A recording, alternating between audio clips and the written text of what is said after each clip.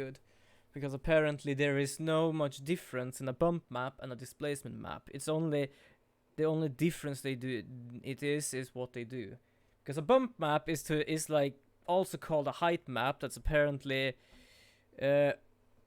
pinches out parts of a model or pushes in, like in a grayscale. For example, like the dark parts is like pushed in a model, the light areas is pushed out. If you're thinking of a 2D, like on a picture, like if you just paint with Photoshop or something.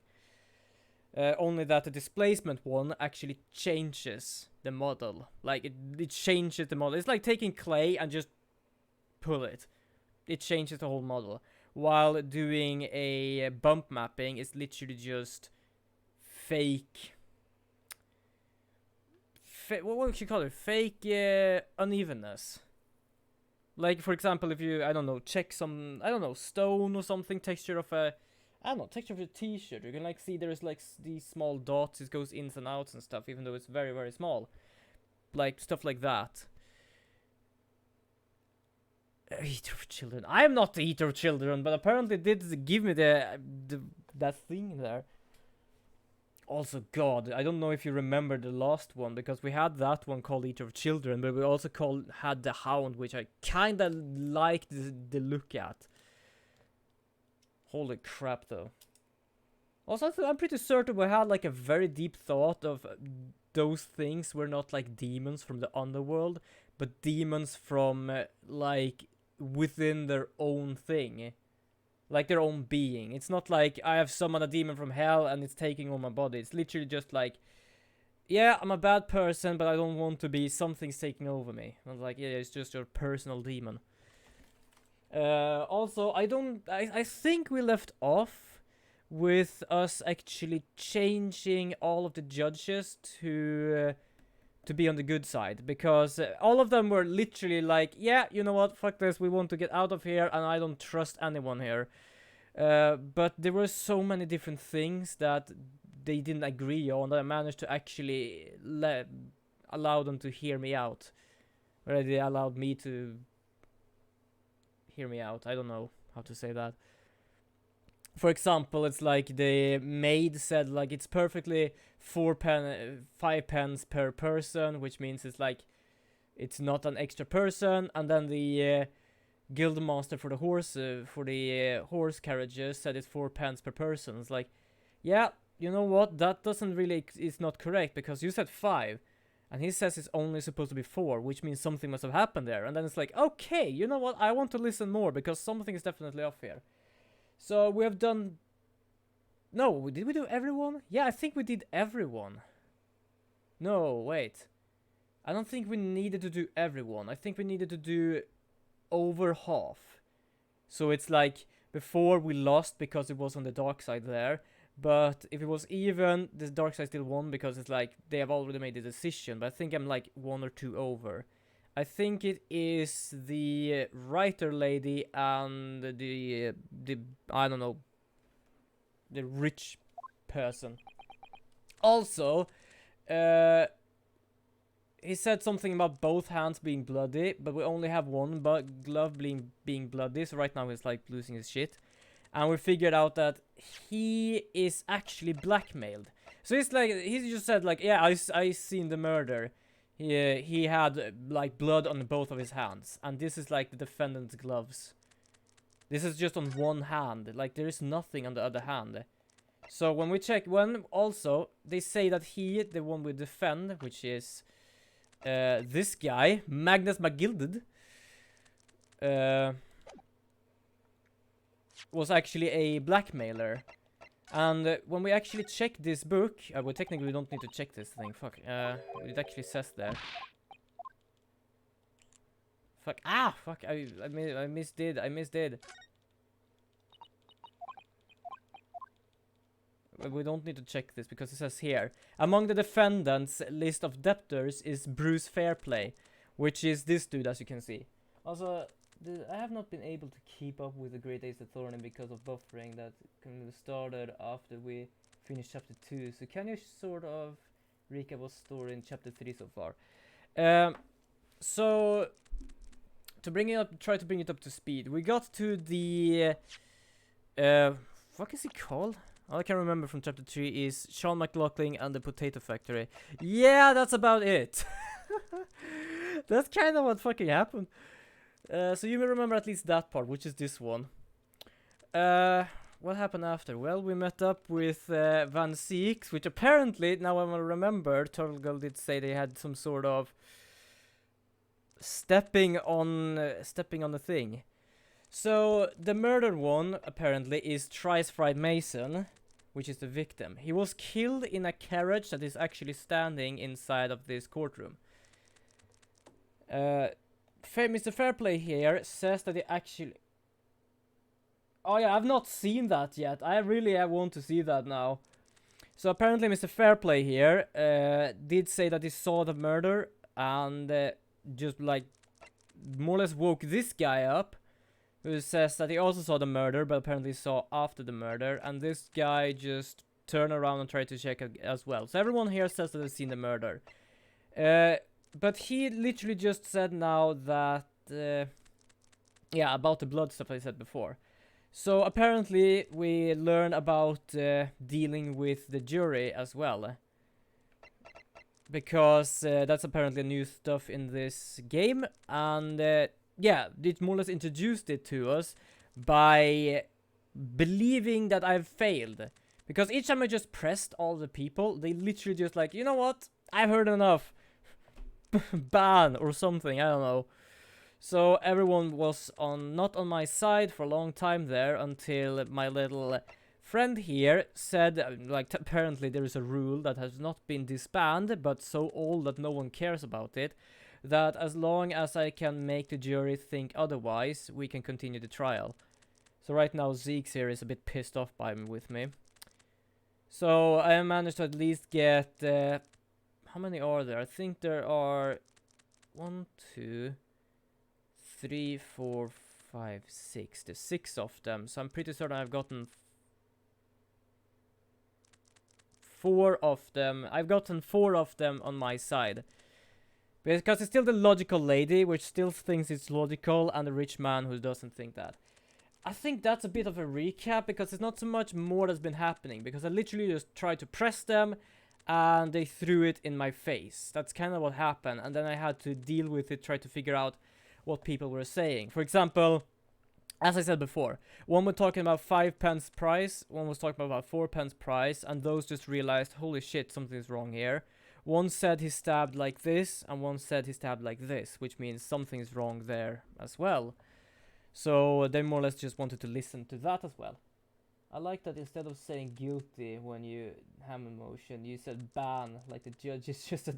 Yeah, I didn't know what to really say. That's like, what the fuck are you supposed to say? I just said ban. Like, yeah, okay, I'm gonna go with ban. So just because of the gloves now, he's kinda losing his shit here. This is good news. The course of the trial seems to have shifted slightly at last. Yes. I might finally have a chance to turn things around here. Hopefully. Is the window open? The window is open. It's just hella warm here. 25 degrees.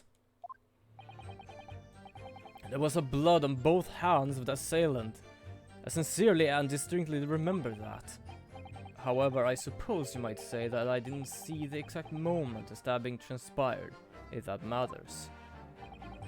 I remember seeing the knife, and I remember seeing both of the attackers' hands with blood on them. I didn't actually see anything myself. No, not until I heard a scream. Anyway, the fact remains, there can't have been anyone else inside that carriage, or we all would have seen. Okay, this is interesting. Well, apparently he got his posture back from biting the top of his cane. I think it also was the... No, it wasn't on this guy I was commenting that. It was on the Lord Justice that commented that when I get older I probably will have a cane and a pocket watch. I don't know why, but I more or less just can imagine me with that. In truth fact, no one of you was witness to the crucial moment the crime was perpetrated. Ah... Shut up, phone. I don't know why, but it's like when I'm on my computer, it's like I'm just getting all of the notification from Discord on my computer. But when I'm not on computer anymore, it's like my phone just like, oh, you haven't gotten these notifications yet, and just sends every notification from Discord to my phone at the same time. It's like just saves up the information so it just spit it out. I apologize, my lord, but honestly, there was no one else inside that carriage, and the man's hands were covered in blood. You have to stop doing that. Like, even my teeth is like, fucking hurting. Like, from this, kinda. But I kinda hurt more when it's like eating the tip, because for me it's like looks like metal, and it's just like doing this on metal with his mouth. I'm like, yeah, oh. That's really not what the testimony is about. Fuck, I kind of forgot his voice. Let us examine the interior of this ominous omnibus once more. Alright, I was like a bit silent and a bit like dark. That's how I did this was. The victim's fresh blood is clearly visible on the seat, corroborating the witness's accounts. In other words, there is no substantial nor significant change in the facts of the case. Also, it's more or less as I said last time. There are some people I'm gonna try to just do voices for, but just making up voices on the go, it feels much better in a way at the same time. Because I said, like, I'm not gonna do voices for the judges, but I did anyway. But I didn't think it through, I just made them. Not that I actually remembered their voices though, which is a bit bad. Great. Can I still, like, jump between people? Okay, apparently not. So I'm gonna press... No, the evidence tells us otherwise. We have the gloves that the defendant was wearing on the night in question in the court record. I'm aware of that, sir, but nevertheless, I know what I saw and I stand by it. The man had blood on both his hands. He's defiant, even in the face of hard evidence.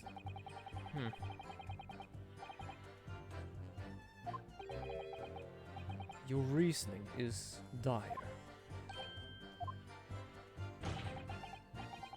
One hand or two, the salient point remains unchanged. You think so? Mate, you think so?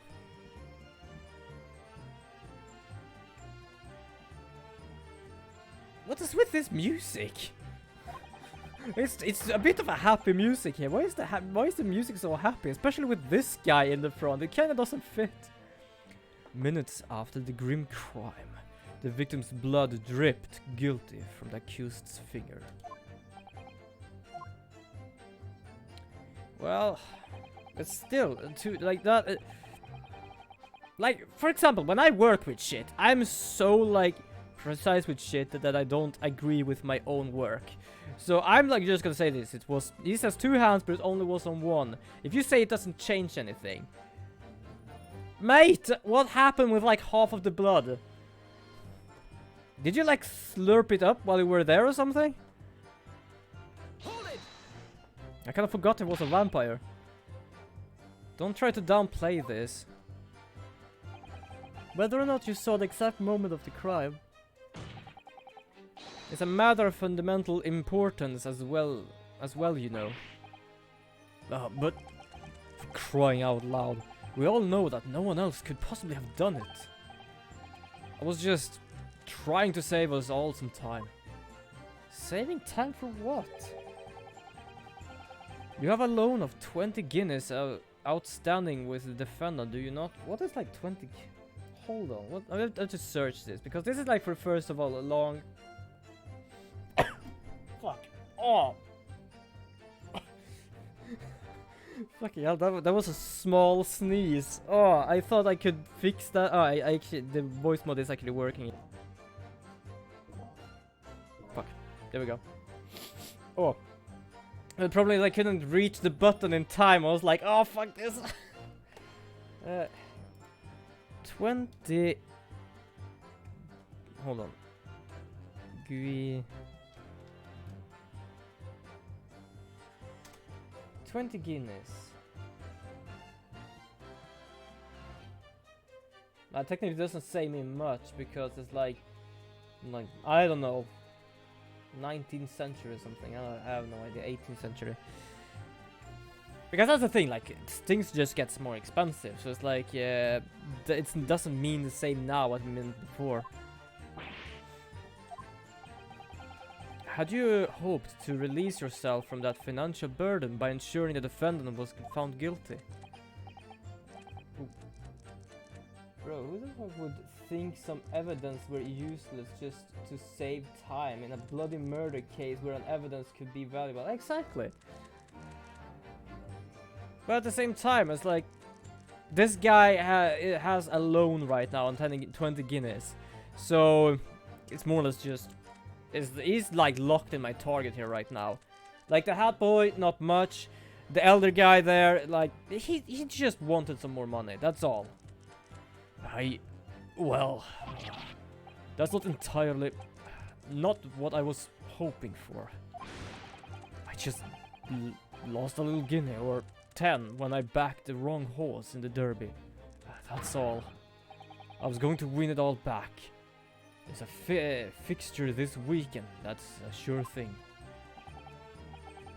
I don't have a bet on horses. Like, there's not much I bet on. Like, sometimes I buy tickets.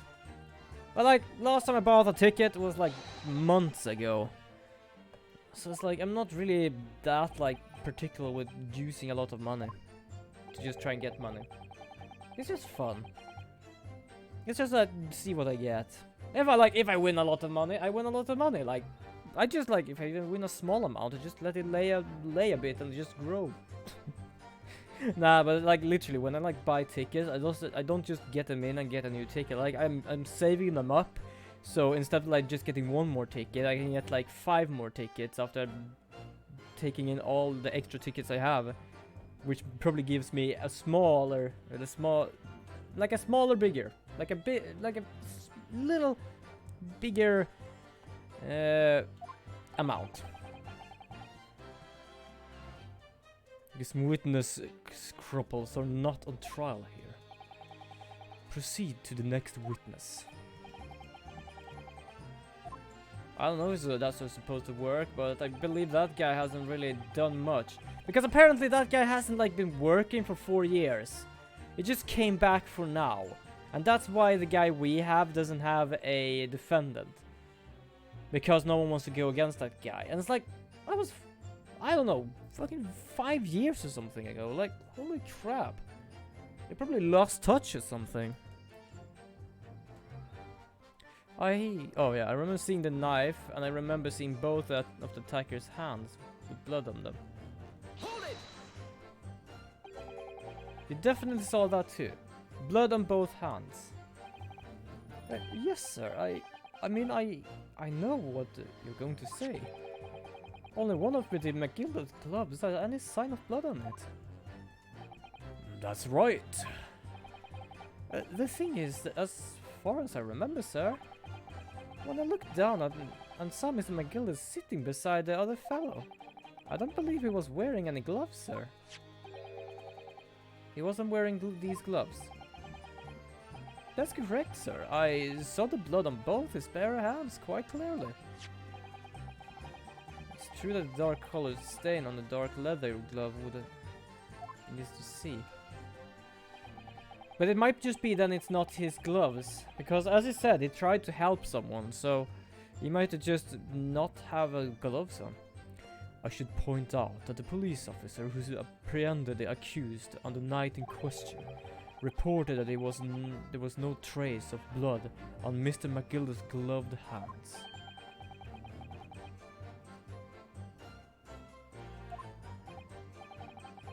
I haven't really noticed. I check her out often, but it's like when you just asked, it was like, how the hell does his eye look? I'm like, fuck, I have to see that now. Hold it! You didn't see anything? Yes, sir. That is to say, sir. I didn't see. Not really cool, but just neat color. Oh, yeah. Very sorry about that. I said before, sir. Very, very sorry.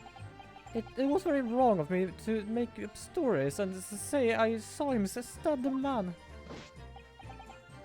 Wouldn't you agree, sir? I know what you're insinuating, but I clearly wasn't making up stories.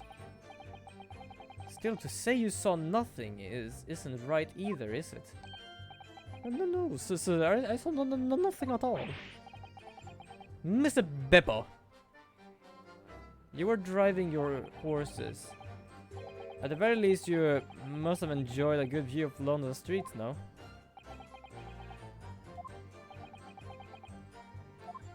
Not much for small talk, eh? Oh, please, you didn't even see that? It was like cold that night, you see? It was all I could do to keep me from passing out, sir. Yes, my head was fairly frozen solid. Sorry to say, sir. Yeah, I can eat. We're like strict, like fucking hell. It would seem prudent to avoid travel on the last omnibus service of London's cold winter nights. Beppo!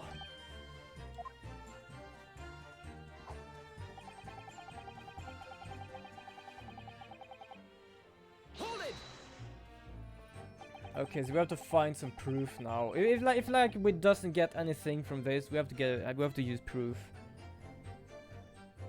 Wait, which omnibus was it again? Because the one I remember is the one at the beginning of the cutscene. Yeah, it's more or less the same. It's this omnibus. It's literally standing inside of the courtroom. This is the omnibus. So, apparently, that guy sat there. Mr. McGilded sat here. Mr. Beppo sat here. And the other two sat here. So, apparently they could see from on top there. Down here.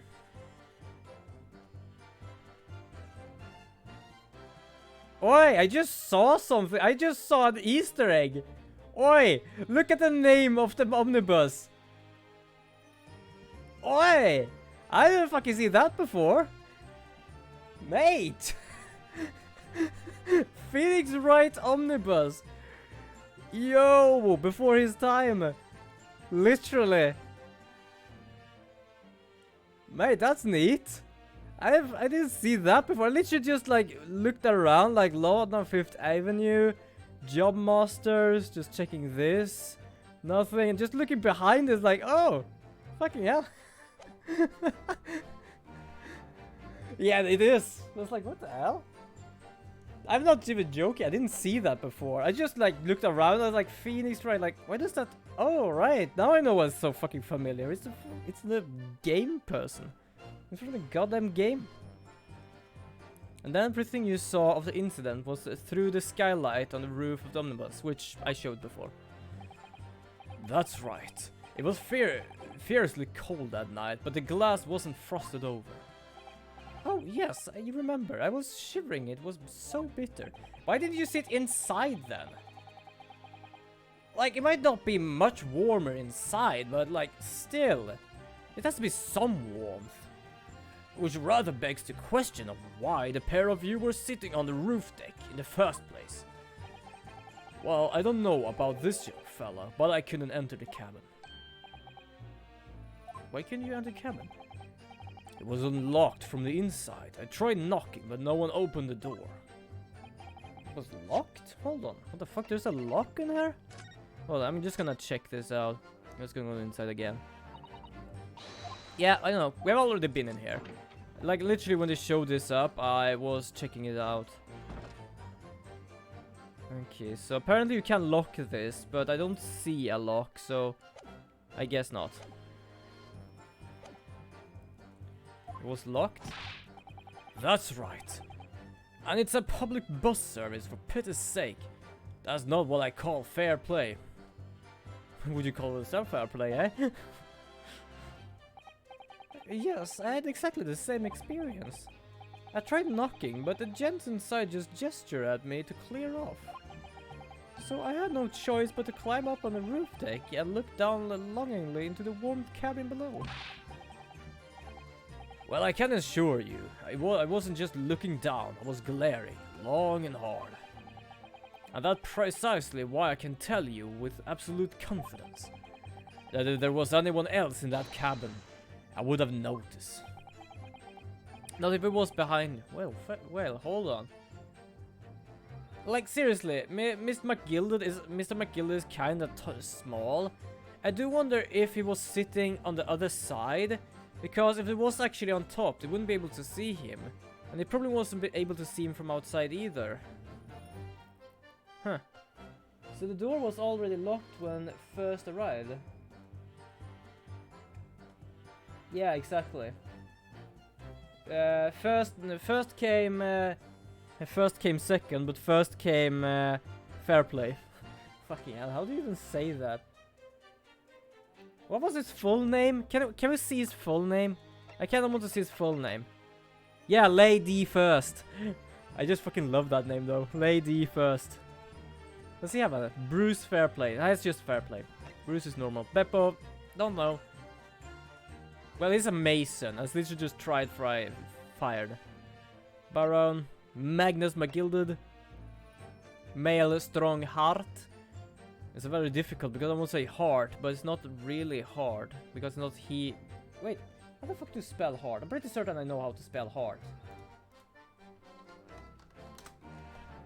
Yeah, that's how you spell heart. I cannot spell in my name in my head. I just literally have to like type it to know.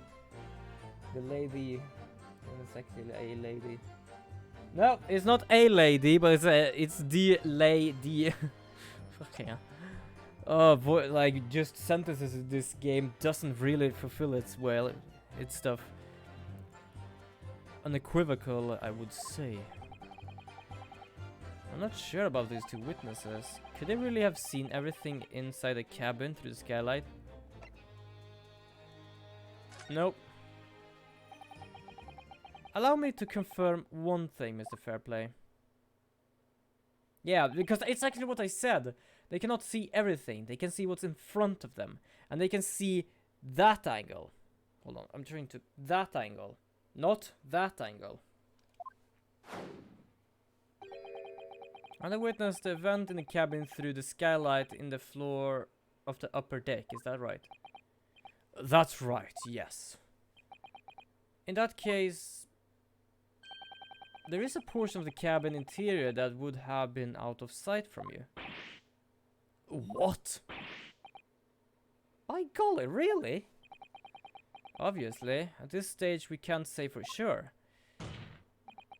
But the possibility cannot be denied. At the time of the incident, there could have been another passenger in the closed cabin of the omnibus. Objection! Yeah, wait, hold on. Which fucking side was that in? I'm gonna check something. I'm just gonna check something a bit quick here. I kind of forgot which side it was on. Yeah, don't speak. I just want to go in here. That's all. Yeah, this one is the one I'm thinking of. So let us easily say that they sit on top. They sit over there. They can see that angle, and McGilded might be sitting here, and the other guy might be sitting here, but they cannot see anything from here.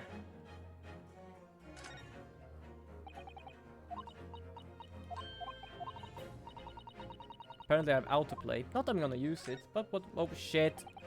Spam click. So they're not seeing everything.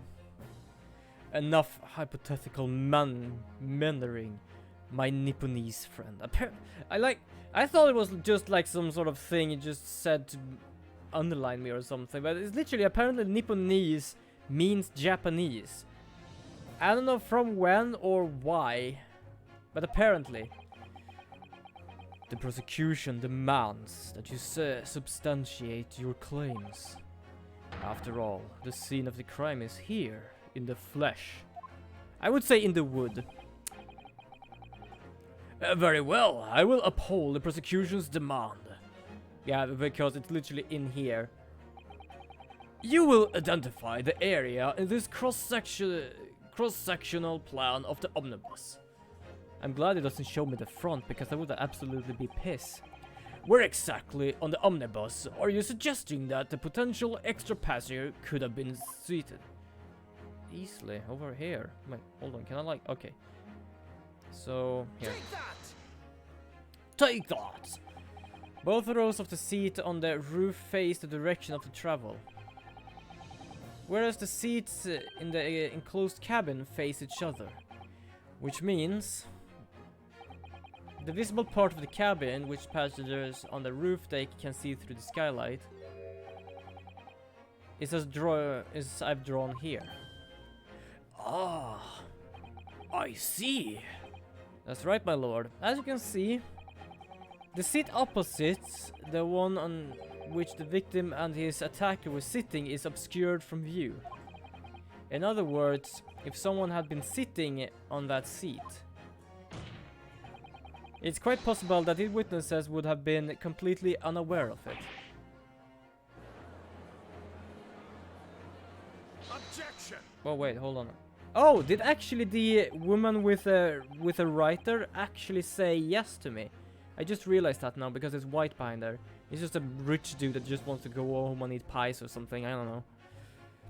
It's quite possible some phantom was sitting there. You Nipponese have a forbidding habit of obscuring the truth with ambiguity. I concur with the prosecution's rejoinder.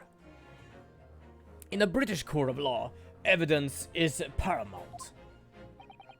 I cannot entertain this conjecture, counsel. That is unless you're able to put a name to this mysterious passenger, whom you allude. Huh? Can I? Can I? I honestly don't know. Who can it have been? Who could have been in the other seat, which was out of sight? Should I say I have no idea? Because I feel like I want to say that, because there... Do I have... Because, yes, I'm gonna be honest with something. Like, the first judge is, like, hella fucking sweaty right now. He's, like, nervous as shit. I have no idea.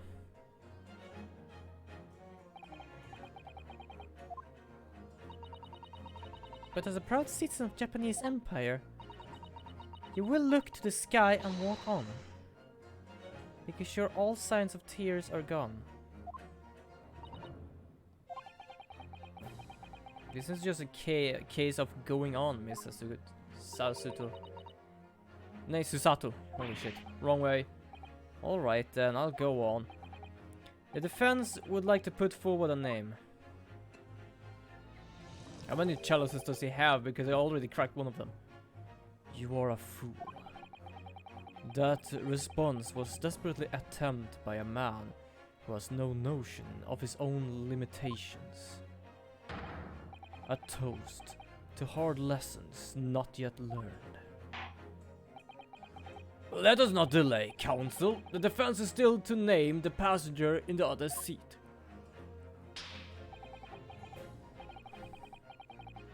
This could be the chance I've been waiting for to turn the trial in my favor.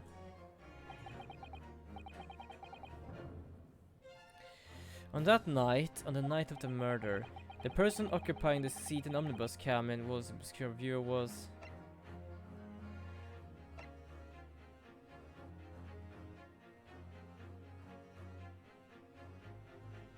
It might have been McGilded because they said that he didn't have any blood on his hands.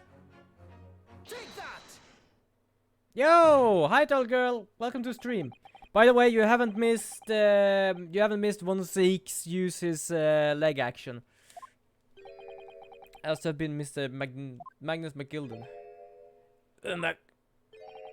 McGilded? What are you talking about, counsel? That's the name of the defendant. Yeah, I'm fine. I had a... Shit.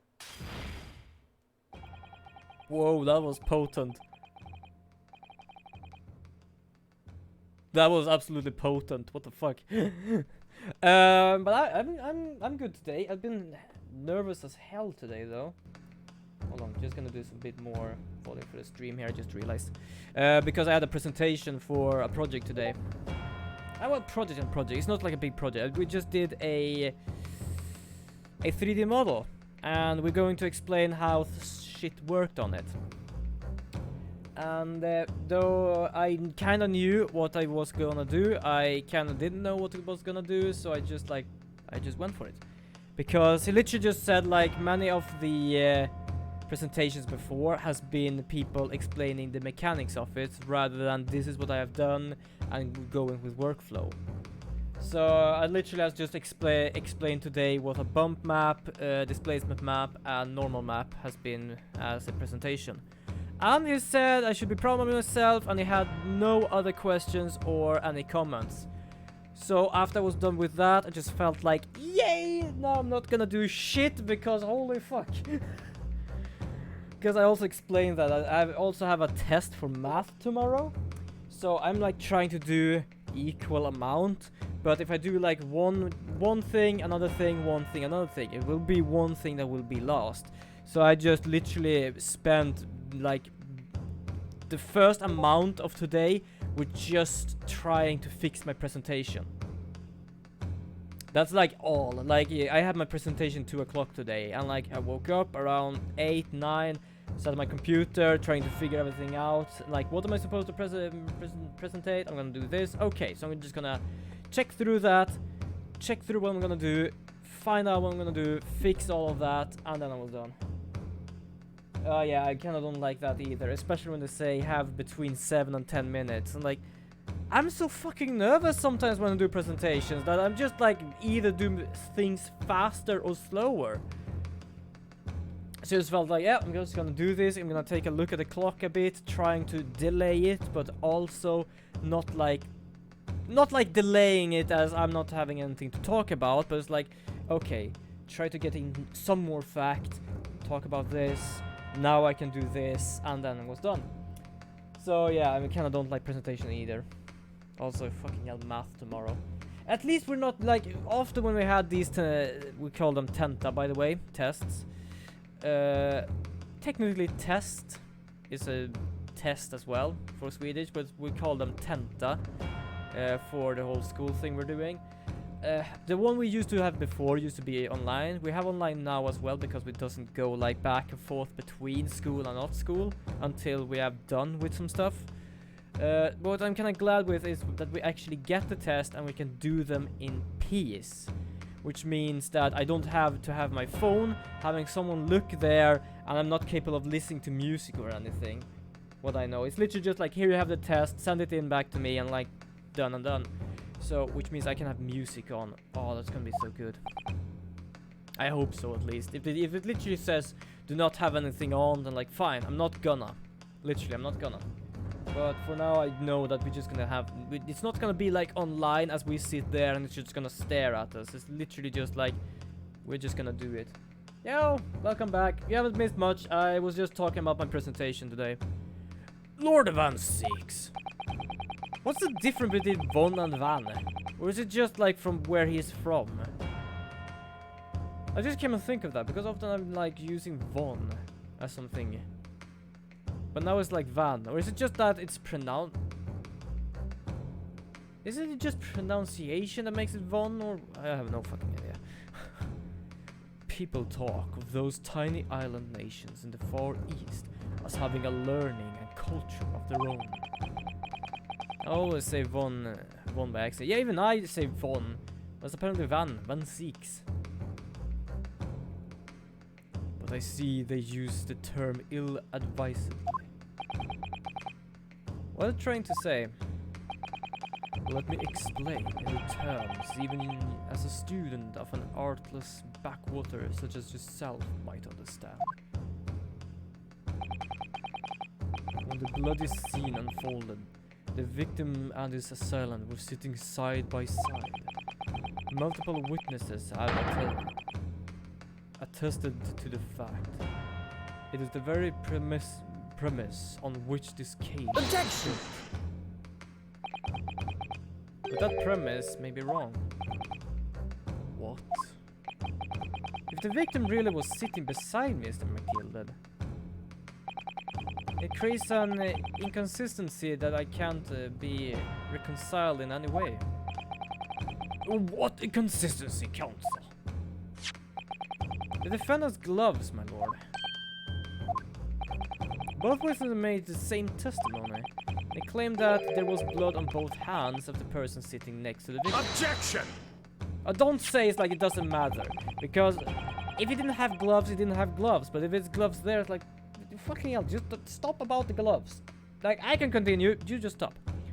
Yet we know the truth to be otherwise. Only one glove bears the gory remains. Yes, but they say hands. Use your 200-year-old vampire ears for this. Also, I'm not gonna stop calling him a vampire, just so you know. The point is, even in the face of this irrefutable evidence, both witnesses have maintained their stance. Yes, their testimony remains unchanged. Exactly, they both adamantly swear that they clearly remember seeing blood on both hands of the assailant. In short, their memory of event is correct and their testimony reveals the truth.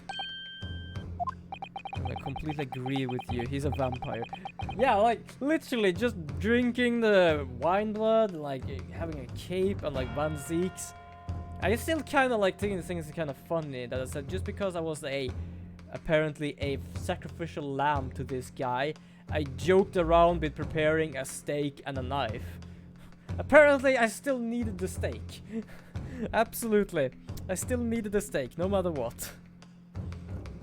It was somebody else sitting beside the victim that night, a third party we have yet to identify. And the victim's blood was on that passenger's hands, both of them. Objection!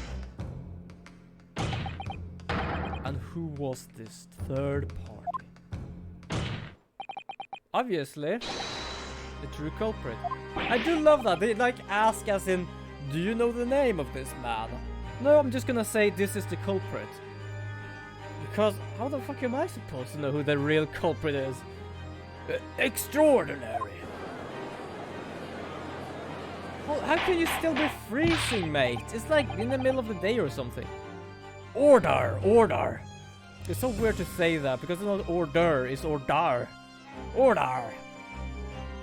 What exactly are you postulating? Objection!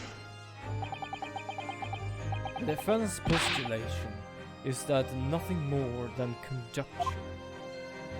Sorry, I kind of forgot his voice there first. I just went through both of those voices.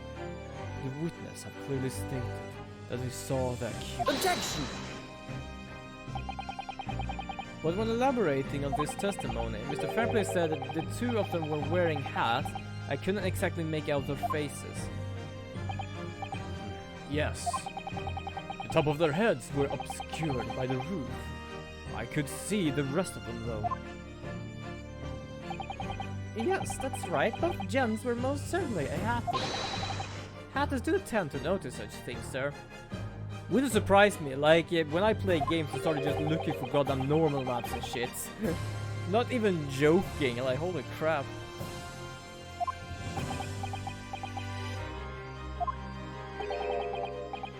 I'm afraid I don't remember. Wait, what did you remember? What sort of hat he had? And what particular style of hat did the two gentlemen have? Okay. The style of hat makes no difference. Was Mr. McGilded awake during all this? No! He was fast asleep because apparently he gets tired by the omnibus drive. Oh, and also Turtle Girl! I just realized something. Because I've checked a lot on this omnibus today to just check inside, outside, like what I could find. And then I checked the backside. Yo! Look what the omnibus is called. That's absolutely brilliant. That's so fucking brilliant though. I didn't realize that the last time I played. I just looked around now and just noticed that. Just his name in the middle of that, like, oh yeah, that's absolutely brilliant. Oh, he's named after a bus. He's before his time. Long before his time. There's no third passenger in that cabin. I can be sure.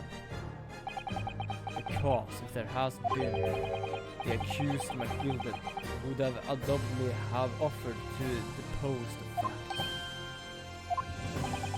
Unless, that is, you are proposing an even more preposterous explanation. That the accused failed even to notice the presence of the true culprit in the very cabin in which he traveled. Well, I was asleep. That's right. If there was another person traveling in the enclosed cabin of the omnibus, it's inconceivable that Mr. McGill would have been unaware of it. Which glove of Miss McGill was it that had blood on it? I think it was the right one. Yeah, right glove. Order! This is clearly a simple solution to this problem. Bring the accused Mr. McGilded to the stand. Well, what do you say, counsel? The prosecution objects, my lord. On what grounds? As a suspect, he will have already made a fulfilled statement to the police. But what if there is some reason why he's unable to speak freely? Magnus McGilded is no uneducated man. If it indeed turns out the man has been withholding information, you can be sure it would have been a most deliberate act. Counsel for the defense, what is your opinion? Was Mick McGillen wearing his gloves when he was apprehended? Yes, he was. He was wearing them when he was apprehended, but he had no blood on his hands. That's the fact, because all of the people said he had blood on both hands.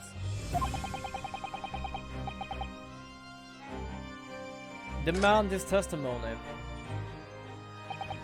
I do like this music. It's not like the music in Monster Hunter, because holy crap, I kinda got chills of that when I played it not so long ago.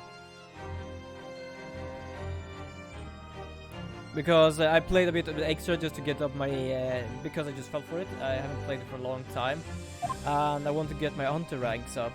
So I actually managed to get to the last boss thing, where I had to defeat both the king and the queen.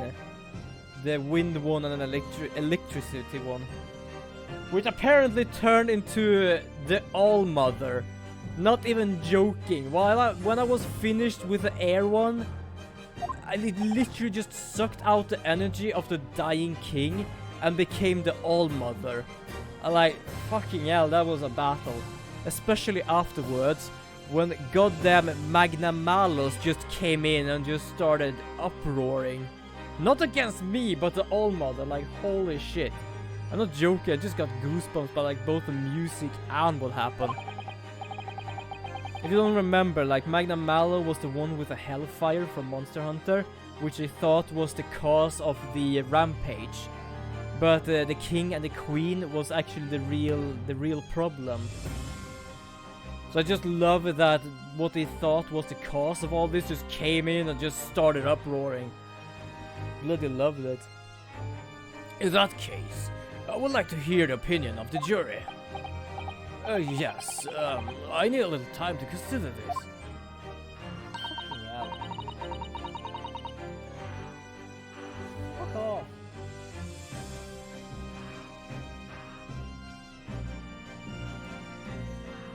Damn. I should really fix that. I'm probably not gonna remember what they actually write, but I'm gonna like ban that sentence. If you ask me, I think we should hear what Mr. McGilded has to say. Get a man out here, I say. No, she's actually in the black one, so she doesn't care right now. It was utterly illogical not to hear his testimony. When something needs doing, get it done. That's how I run things at the Guild. Hear me what the patron of my favorite little park has to say. Oh yes, that would be lovely. Yes, the jury says the man must be heard. I feel like that guy is literally just like, he doesn't want to be there. He even had an amazing name. Or he's Terminator. Then I'm being a bot. Yeah, oh my fucking hell. Stop using up the good names, bots. I'm gonna actually see if I can fix this a bit quick. So let's go into this. Let's go to settings. No, moderation. Block terms and phrases. Want to become... I don't know if I spelled this right, but doesn't matter. Yeah, I think yeah, it's probably right. I just want to check.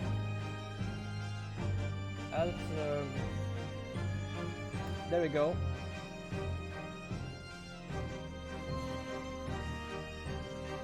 Apparently I have a term, but it wasn't enough.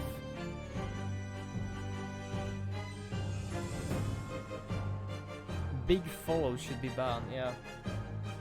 I like another good, like I don't understand really what they actually gain from shit like that. I have been doing like, I'm still a small streamer, and I can understand that why they target people that hasn't become an affiliated, who hasn't like doing this for like work and shit. But like I've been doing this for like years now. I ain't gonna just fucking buy some followers just because some people believe like, yeah, this is how you become famous. Like that's how you not become famous. Like I have 280 followers, and I know at least 100 to 200 of them is like never showing up here, ever. So like, what would even buying more followers do for me? Nothing. Byleaf, show the defendant to the stand at once. Not that I say that not having followers is a bad thing. I'm like welcoming every follower as long as I can more or less know that they are not a bot. If they're a bot, I'm just literally gonna just fucking swipe them away. For example, I know this guy is apparently not a bot. I believe so because it has an icon, it has a background, it has a good name. That's all I can say about that. Like, it's not like they fucking earn anything anyway, like to do that. Sure, people just start and never heard of stuff like that. Sure, they might just like manage to lure people like that in, but like, it doesn't fucking matter really. I don't want to stop the stream and watch TV because Sherlock Holmes just started. Yeah, Sherlock Holmes is good. Yeah, like, how many are there? I know there's something called either... I think it's like a series called Sherlock and a series called Holmes. I don't remember. One is like when they are in America, and I'm gonna say Asian because I don't remember if she's from like Japan or Chinese or whatever. So I'm gonna say Asian. There's an Asian woman with him. So that's like some sort of interpretation. But we have the other ones, the Adventures of Sherlock Holmes. Hold on, I'm gonna check if I've seen that. The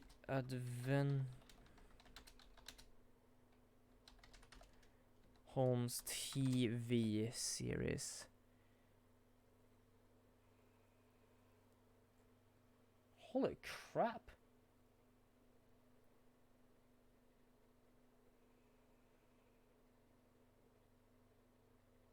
The name Sherlock Holmes doesn't sound right anymore. Yeah, The Adventures of Sherlock Holmes. It's a good show. The only thing I can find is like something from 1984. I cannot say it's a bad show. Damn you, Spider Sholmes. I cannot say it's a bad show, but I haven't seen that. I've seen Sherlock. That's what I've seen. And I've seen some... Oh, Elementary. That's what it was called. I thought it was called Holmes, but it's apparently called Elementary. Yeah, Sherlock is also a good show. It's like 3 episodes per season. And I did really enjoy that one. It was a good show. Mr. McKilden, have you been listening to the discourse of the day? Yeah. I just realized something. Like in every game, like was Sherlock what was Sherlock as a person in the real stories? Because in both Sherlock and Elementary, he has either been a drug addict and is absolutely shit with people. Because I'm pretty certain in Sherlock he used to do drugs before he started doing real stuff. And I know in Elementary, I know they discuss that a lot. To be sure I have, my lord. There are now 2 matters on which the court desires to hear from me. But like, was actually Sherlock like that in real? Like, now it's a fictional character, but it's like the real Sherlock. Was it literally just a... What did they call it? What was he, sociopath in both of those, Elementary and that? Yeah, every interpretation of... What the heck is that? Yeah, I know it's Sherlock, but it's just like, what the heck is that? Of Hesselbock. Sorry, I shouldn't laugh at misspellings because I do that a lot. It just looks so fun. It just looks fun, that's all. Whoa, what? Oh good god. But yeah, every interpretation is literally just sociopath and drug addict. And I was like, what the fuck? Was actually real Sherlock like that?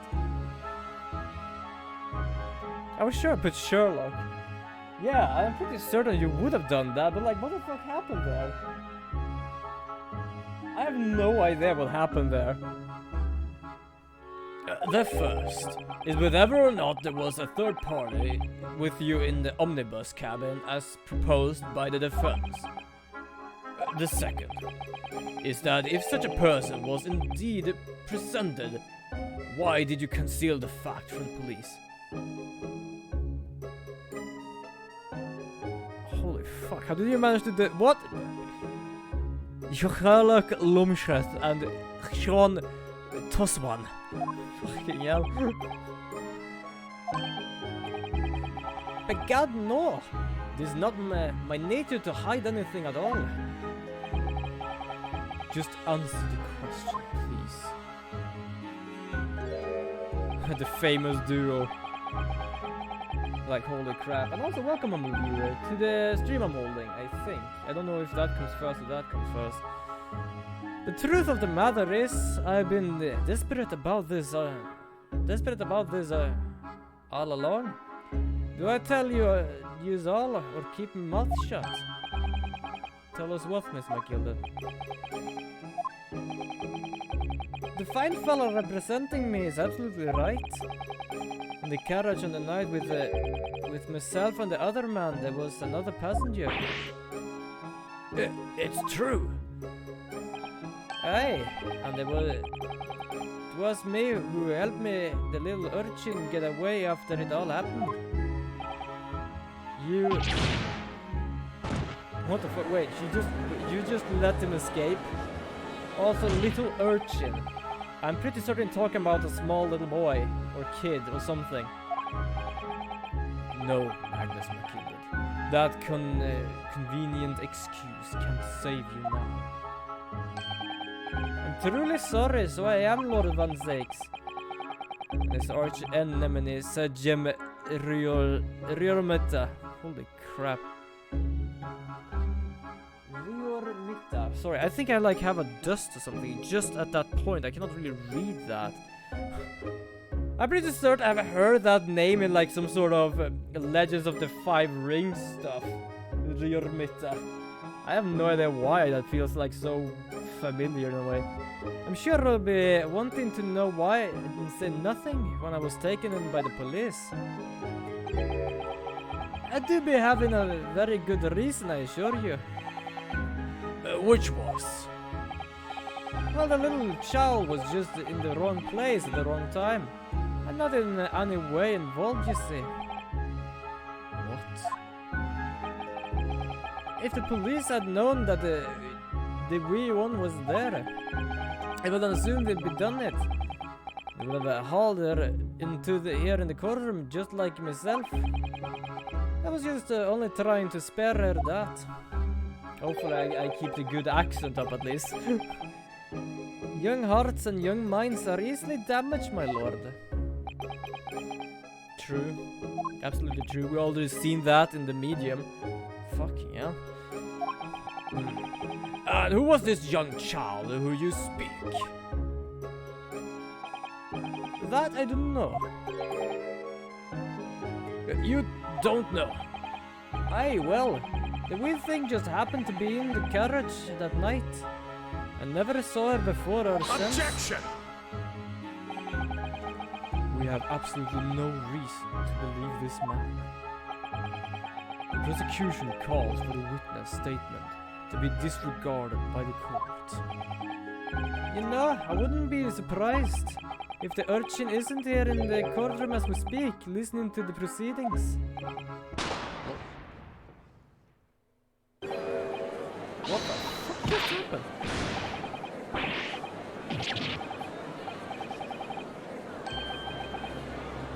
What? I think when he just said that, the little urchin, as he pointed out, literally just did a smoke bomb and escaped. I was about like say, isn't there not a Japanese person here doing the smoke bomb? Holy shit, everyone is going to Silent Hill. Yeah, a bit. What's going on? Oh god, that's a big ass fart though. And also, what did he swallow? Like, we must have swallowed like flour or something to be able to fart like this. Holy crap. Be careful, Miss Naruto. Cover your face. Bio leaf! Oh fuck, that was 1-6. Sorry, I didn't realize who it was. I cannot see from here. Bio leaf, don't let the accused escape. Secure the omnibus.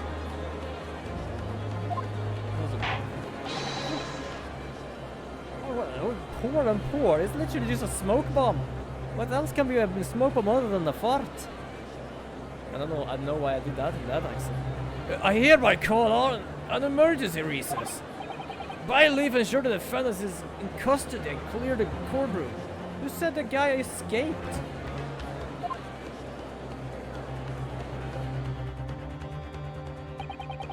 We were hurried removed from the smoke-filled courtroom by leaf. And amid a scene of chaos as people stumble over one another in their desperation to flee the chamber. We had no idea what was happening. All we knew was that, for the time being at least, the trial was suspended. Who the hell threw a smoke bomb? And I'm pretty certain it's ninjas who used that, so... what sort of British person uses a smoke bomb? Of course I'm gonna save my progress. I'm pretty certain I did that flawless without actually losing any points. Hopefully. I don't actually know. I don't remember last time.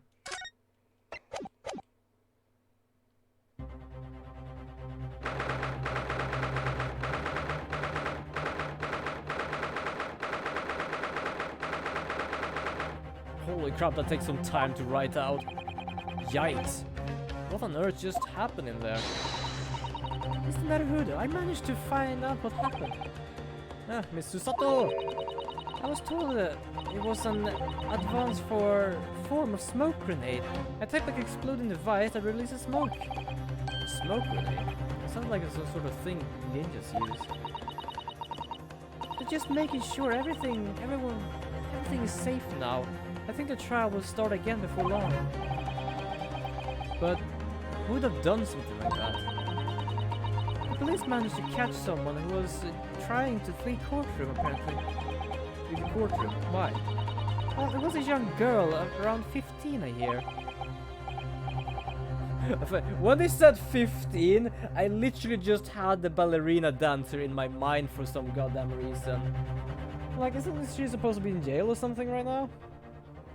At least she has people that actually waits for her, like the ship crew, because I'm pretty, like, they were taking care of her, what I know. A young girl, then could it be the other passenger that Mr. McGilda was talking about? My thoughts exactly. So he wasn't lying. Oh, what became of Mr. McGilda actually? There are so many things I need to ask him about, but he's not here.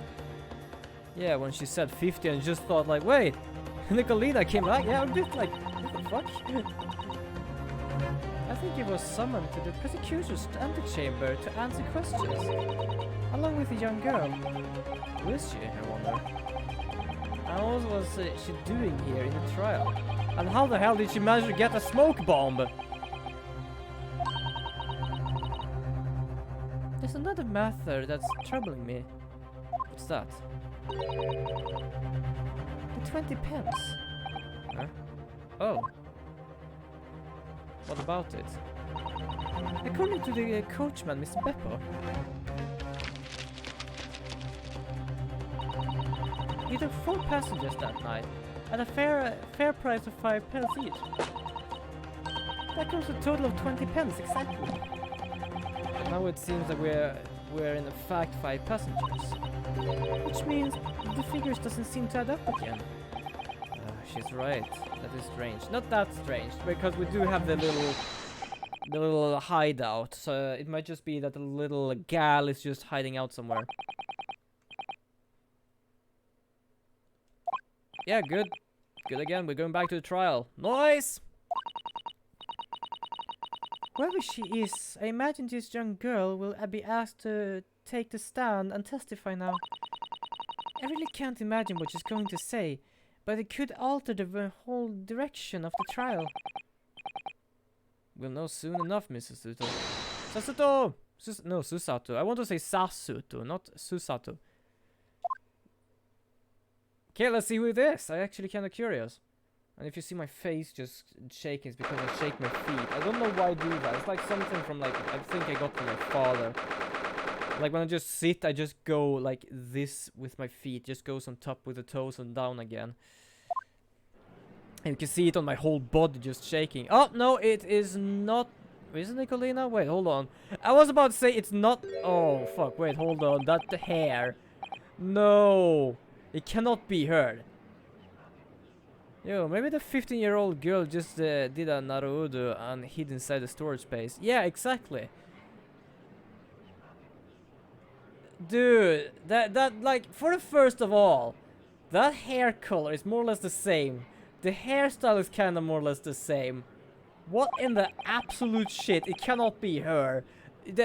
Dude, you have already been a murder suspect before. You cannot be this again. Oh, fucking hell. Yo, Delicious, welcome to the stream. Welcome. Just playing some... I don't know if I'm right. So, to explain what's going on here. Apparently, Mr. McGilded here is accused of murdering someone in a cab. Or an omnibus, as they call it. And he now says there is a girl here. The problem is, he said it was a 15-year-old girl. Gak. Oh, great. Yeah, Great Ace Attorney Chronicles, yes. I was like, what the fuck is Gak mean? I had to just figure out what just Great Ace Attorney. I've never heard it like that before. But yeah, apparently the girl might be the same girl from before. I don't hope that. It seems to have been an advanced form of smoke grenade, of the sort typical employed by the army. Good gracious, the army! What in the devil's name?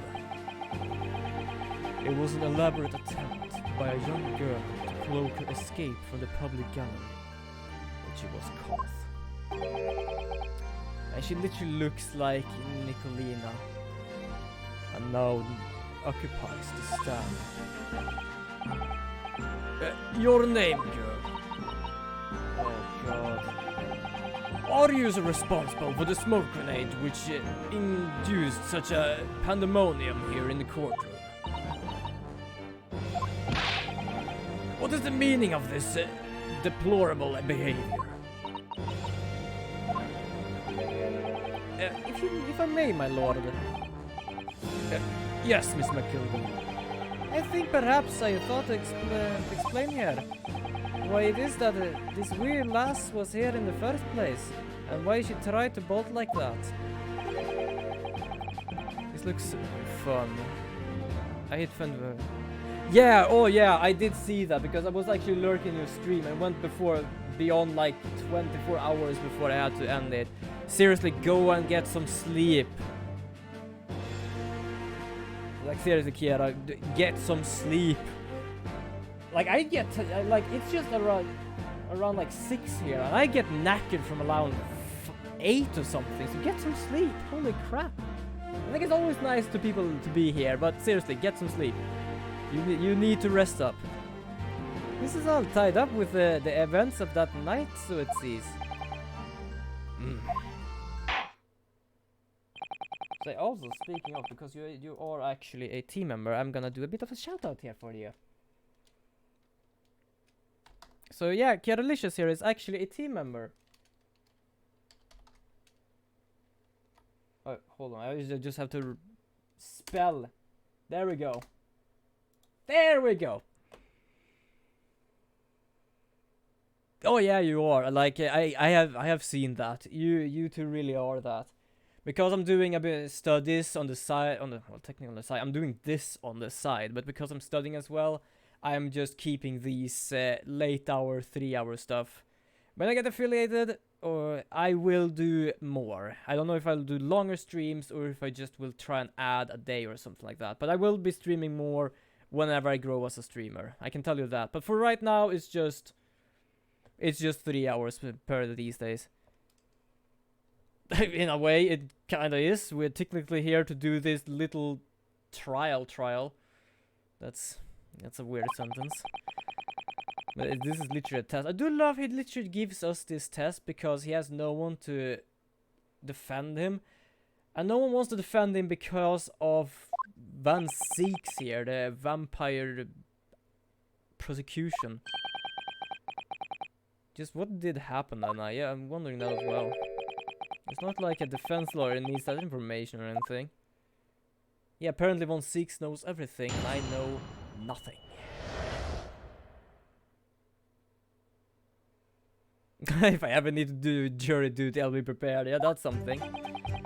On the night in question, I took the back seat in the omnibus and promptly nodded off. Then Begora, a loud thud, and we scream woke me up with a fair start. There was a fella collapsed on the floor at my feet, so I sat him up on the seat across from me. Then I turned to find out where that scream had come from, and bless my soul, what did I find? There was a child in there, curled up in a ball, hiding her wee self away. Wait, so she was hiding underneath the seat. I remain somewhat baffled, I confess. But from what I gather, on the night in question, this young girl was indeed riding in the omnibus. Is that correct? This is exactly as the defense counsel said. This last was the fifth passenger, my lord. I'm not the very best with this kind of like accent, so it's like I'm just trying to keep it up, and it's like some sentence I cannot. Like difficult. The defense may now cross-examine the witnesses. Are you ready, counsel? Yes, my lord. It's gonna be Nicola. It's gonna be her. I'm pretty certain of it. Like, I'm so certain of it. I have no idea where to start. Yeah, that's the question. And apparently he knows everything. Great. Also, I'm just checking how long we're streaming because I kind of forgot the time is all when I have fun with this, which I always have. Sure, when I'm tired, it's just like, ugh. Okay, so I'm gonna press this. I'm just gonna press everything. I'm gonna always press everything. And when you first got onto the omnibus, were there any other passengers already on board?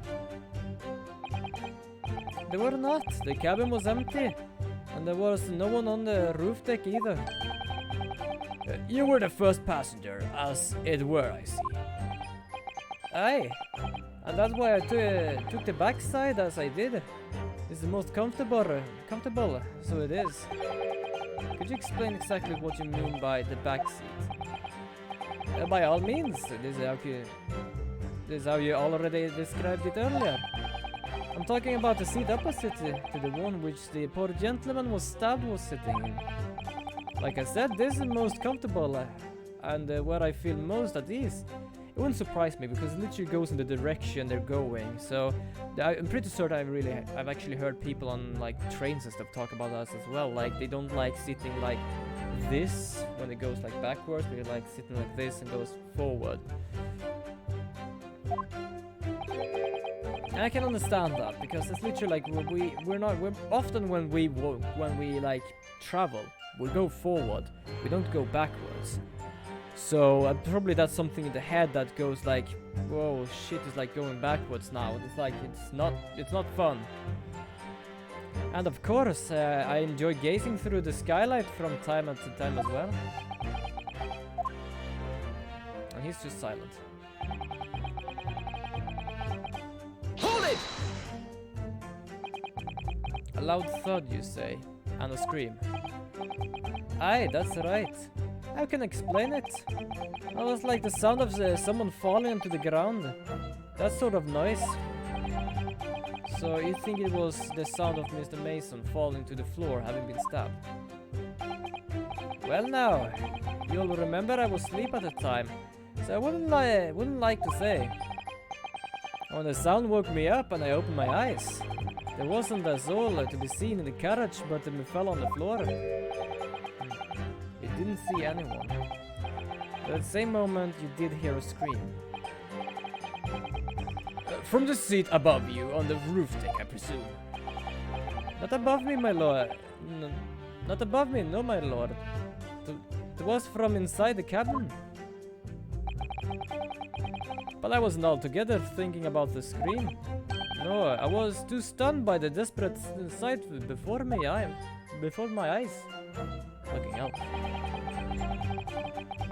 I'm pretty certain she was hiding underneath the carriage. Not the carriage, but like the seat.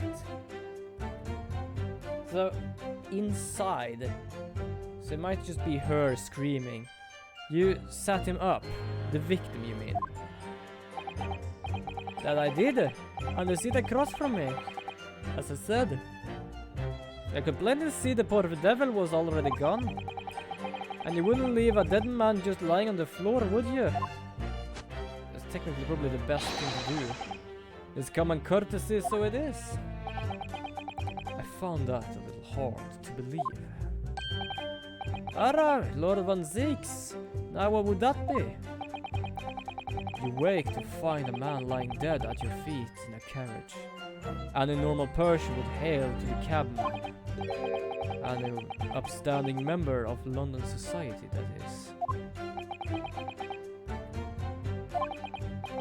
Well now, as you know, I'm something sort of a special line of business. What sort of special line? So what if the girl hid in the compartment and had a whole look through and saw the corpse through the hole, and that's why she screamed? Yeah, probably. Imagine actually said Ara.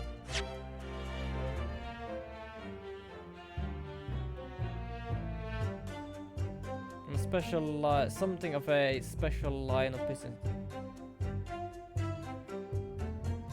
I don't know, but it probably might have, the way I said it might have just sounded like Ara. Fuck yeah. Just because I said that just reminded me of when I watched a VTuber video, when they was watching like meme videos, when everyone was doing like Aras. And in the middle of that, like after that, it was like different. It was like squeaky ones, hype, like normal ones, male ones, female ones, stuff like that. And in the end, just came like the loudest burp that kind of sounded like Ara. And like I just thought, like, fuck it, I would do it. If I ever would do an Ara in my stream, it would be the soundboard of that. Oh, good God. Yes, I did, because I just said it. I said, oh my. Because apparently that's what it means. Unfortunately, my lord, not everyone is thankful for the help I offered them. And some would even see me dead. So I do try. Were at all possible to avoid getting myself entangled with trouble. Are you suggesting you were just going to leave the man there? Heavens alive, no. I was always intending to report it, so I was. Only I had a mind to find out the whys and wherefores first. The whys and wherefores. So yes, I did. I seriously probably gonna just use a goddamn burp. If I ever just added some sort of sound alert with that, it would not be the normal cute one. It would be the worst burp ever. Like holy crap, that will scar people for life. Right to your fuck. If we scream my hair, for example, wouldn't your good self do just the same? Probably figure out the screaming says. I just managed to click the button for a reason there. Unless he's gonna do the leg thing. I don't know when he's gonna do the leg thing. I didn't even know about the leg thing. I'm just playing until I find the leg thing. Where does that come from? I get in that it feels like that comes from something. Hold it!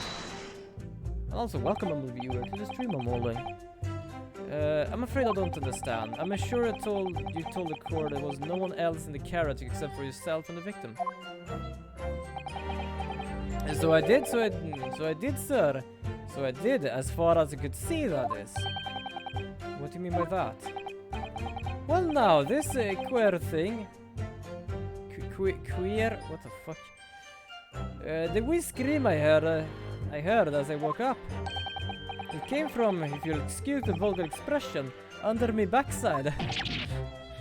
Also, under my ass. You could always say under my ass, that works as well. God gracious. Under your backside.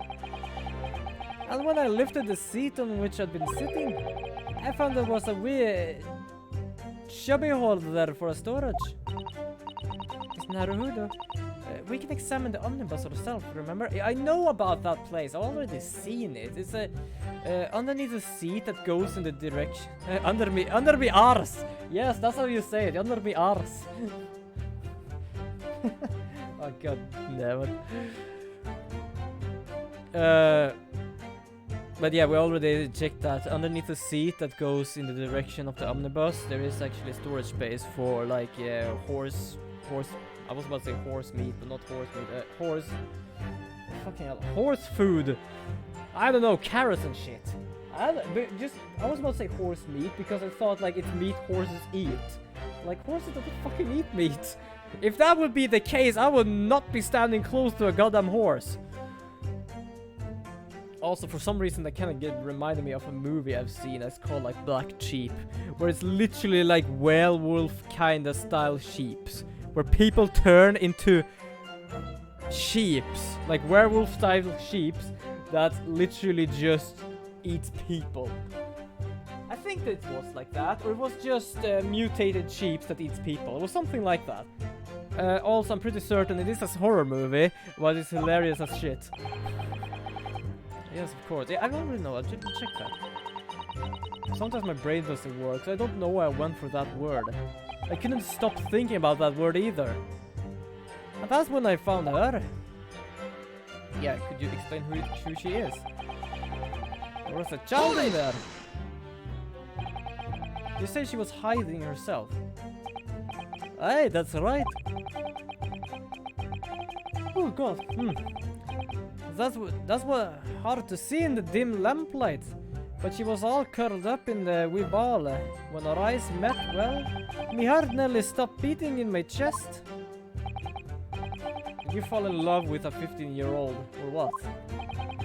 Still and all, I pulled her out from under there and sat her on the seat opposite so I could have a wee chinwag with her. The seat opposite. That's right, just next to the dead gentleman there. You sat this young girl next to a corpse, sir. Well, as I'm sure I mentioned, as a gentleman in my position, can I all too often find himself in a mortal danger. So I needed to find out just who this urchin was, you see. And while I was in the middle of talking with her, I heard another scream, a fella's voice this time. Presumably that scream was Mr. First, who was sitting on the rooftop deck. Right, you are again, I would say, sir. Looking down through the skylight, you must have seen this young girl and a gentleman with a knife in his belly. In other words, the previous witness did not in fact see you at all, Mr. McCullough. What they believed to be yourself and the victim was in fact this girl and the late Mr. Mason. I want to see who it is. I'm pretty certain it's Nicola. Like, fucking hell, how did you manage to get into this trouble? Aye, my lord. I was, as I think it. Everyone understands now, sat at the back of the carriage out of sight.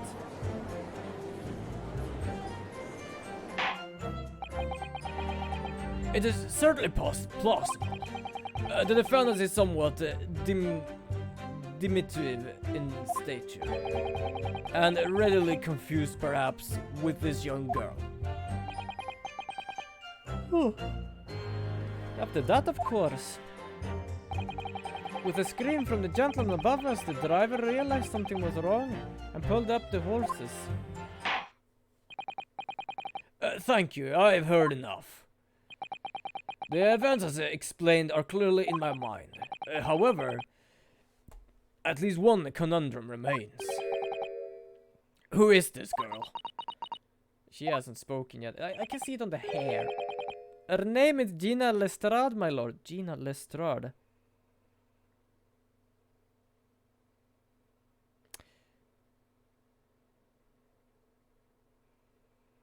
Yeah, I was about to comment that, Gani. Like, Lestrade is literally a fucking police officer from Sherlock.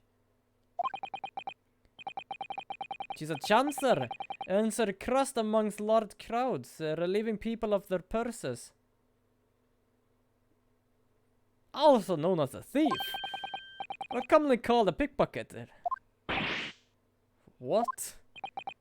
This girl here, a petty thief. Yeah, apparently that is very suspicious because she's a thief. Order, order! Is this true, Miss Lestrade? Miss Lestrade, you will answer the question. Oi, that's the Sean's gun.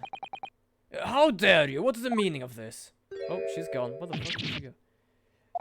The girl, she's gone. Open your eyes. Oh, what the fuck?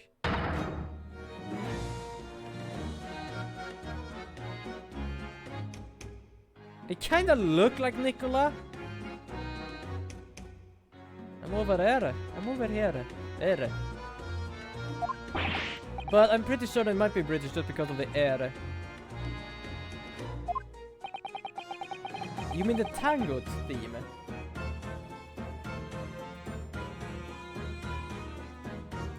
What's the point in that little sidestep? I know what you lot are thinking. Grown-ups are all the same. Oh, hold on, I need to try to find a voice here. Mr. Little Dipper, you say, slipped up and got caught on the job. She got herself backed into a corner, so she knifed the gent. Go on, that's what your heads, ain't it? Fucking hell, it feels like she has more of a... my brain... What's wrong with my brain in the evenings? She kind of has the same cuteness as Nicola, to be honest. Yeah, that's more or less like... I literally thought she was Nicola. Look, knives are for cowards. When the thugs use weapons like that, all I need for what is, do these fingers. I'm a professional, alright? Maybe not in your eyes. But I got pride in what I do. Fuck me up. All these accents, that's also the thing I was about to say before. Let me guess, you don't count smoke guns amongst weapons for thugs.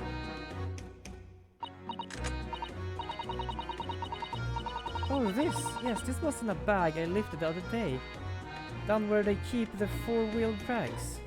The four-wheel drags. It's nice, isn't it? Little... I like the pink best. Do not wave that thing in my direction again. Wait, did she just... Oh, did he actually have something in the glass? Oh no, it's the poking thing of the sword. So wait, if that thing reminds me of Sholm's thing, does that mean that she nagged it from Sholm's just yesterday? Oh yeah, I kinda like her personality as well, to be honest. Like, she has this personality that she doesn't really give a shit about what anyone thinks. Yeah, he's drinking blood as always. Goddamn vampire. It's alright, lass. You can tell them the truth now. Alright, yeah. Just like the Irishman said. The court accepts this girl, Miss Gina Lestrade, as a valid and significant witness in this case. Accordingly, young lady, we will not hear your testimony. Oh, we will now hear your testimony. We will not hear your testimony. Like, what the fuck? Why are we not supposed to listen to her testimony? You will tell the court exactly what happened in the omnibus on the night in question. All right, if I have to, fucking hell. It's like when they just do these like things in the text, I'm gonna have so much issues with that. So snuck inside a carriage before they hooked up the Horus, just like always. Horuses. Yeah, I can't wait to have Jimmy Moriarty now that we have Lestrade. Fuck it, they're like, dude, like I don't even know what to do now because we have a Sholmes, we have a Lestrade who, first of all, is not a policeman and is not even a man. Like now we're just waiting for Jimmy Moriarty. Like, what is that gonna even be? Because sure, if they change the name, it would still probably be just Jimmy Moriarty. Like, as a person. Because Sholmes is still Sholmes. But, like, now I'm like fucking scared of who. But it was a right old waste of time. Got nothing showing me for my troubles that night. I tell ya, you can't see a blind thing in that hiding place. It's pitched in there. And after a while, I hears this loud bang, nearly jumped out of my skin. I did, and the scream just came out. It's because that is Swell found me. It did help me get away, mind. So yeah, he found me, but it did help me get away. Yes, he let you go. I fail to understand why you would let this street urchin go, Mr. McKilden. Oh, this simply itself, my lord. You see, you couldn't possibly have killed the other passenger. I know that for a fact. How? Like I was sitting on her. Literally, it was underneath the seat. As I'm sure I said before, sir. She was under me arse. I was sitting right on top of the place where she was hiding herself. I think a demonstration is called for. This is where I was sat last night. And the jobby of which you have spoken is underneath the seat, I presume. Oh, fucking hell. I really have to read who is talking. Yes, it seems to appear to just large enough to accommodate someone of the girl's stature. Aye, but of course, we last was stuck in there, because I'd parked myself on the seat for the duration. So you see, that's why I let the last bolt. I knew that if the police found her there, they would automatically assume that she'd done it. But I couldn't live with myself if a young life was ruined, when all the time I knew she was innocent. Even though you must have realized your action would result in your own innocence being called upon into question. Not at all, my lord, not at all. I knew in my own heart that I was innocent. So I thought it was worth taking a pound on my own good name for the sake of this less fortunate lass. What a perfect gentleman. My lord, this fine example of a man cannot possibly be guilty of a heinous crime like this. I'm ashamed of myself for even doubting you, sir. Oi! So does that mean that if we only get her to just go to the white side, we're actually gonna win? That doesn't sound good, but it's literally white, so yeah.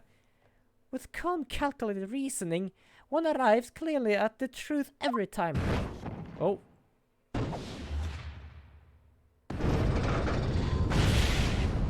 Did we just win? Yeah, saints alive!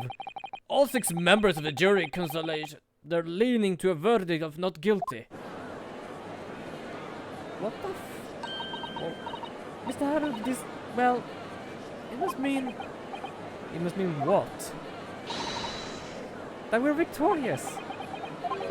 We won? Are you sure? Yeah. Objection! Even I feel like we are missing. Fucking hell, I wasn't prepared for that. I wasn't prepared for a fucking boot to just go up there. I know we waited for it, but I didn't expect it to just go like straight up and down. Oh, Jesus Christ. Oh, I like that all the jurors just suddenly turns into a firebender. Yeah, exactly. Yeah, he did the thing. I'm gonna be honest though, I waited for it. I didn't expect it to be like this, so I was caught off guard like there was no tomorrow. Oh, Jesus Christ. Yeah, it's absolutely worth it. This is really a consummate example of the one monumental flaw of British juridical practices. Oh, so you mean that we were not able to fight off that the jury said he was guilty, but you said that the flaw is that they all think he's innocent. Dude, just fuck off. Seriously, mate. You're absolutely a bastard. Where evidence and reasoning should be paramount, emotion rules the day. Emotion? The witness' latest statement gives us a clear insight into his true nature. What do you mean his true nature? Do you really think Scotland Yard would have made such a glaring omission? After the incident, the omnibus was comprehensive searched by officers of the police. Yeah, hell is flexible, just getting straight up and straight down. Obviously, the interior of this shabby hole, as the witness put it, was included in their investigation. The compartment under the posterior seat was full of the coachman's belongings. It's noted in black and white here in the police report. Good lord! The evidence has been tampered with. In order to corroborate Mr. McGilder's story, someone has unflawlessly removed everything from under the seat. Oh yes, it actually was filled before when we checked the place. Dude, that's true. I actually agree on that, because when we checked the omnibus before, it was filled with his stuff. I was literally talking about the horse's carrots and stuff before. How could such a devious contrative possibly have been affected, counsel? Naturally, we must acknowledge the deficiencies. What the fuck? Deficiencies of the constabulary in allowing this to have happened. However, I assure you, when the omnibus was wheeled into court this morning, the compartment under the seat was not empty. Well, my Nipponese friend. Me? When the carriage was submitted as evidence, doubtless you examined it in fine detail, as would any self-respecting practitioner of the law. Pray, what did you find the condition of the under-seat compartment to be? Oh, to be sure, the young gentleman We'll be able to clear this up in a jiffy. Sorry. Go ahead. You tell the coroner, fella. How this is all an elaborate excuse by the desperate Lord Van Six. I'm getting like Two-Face here on that guy now. Instead of like I am innocent, he's saying just tell them how it is.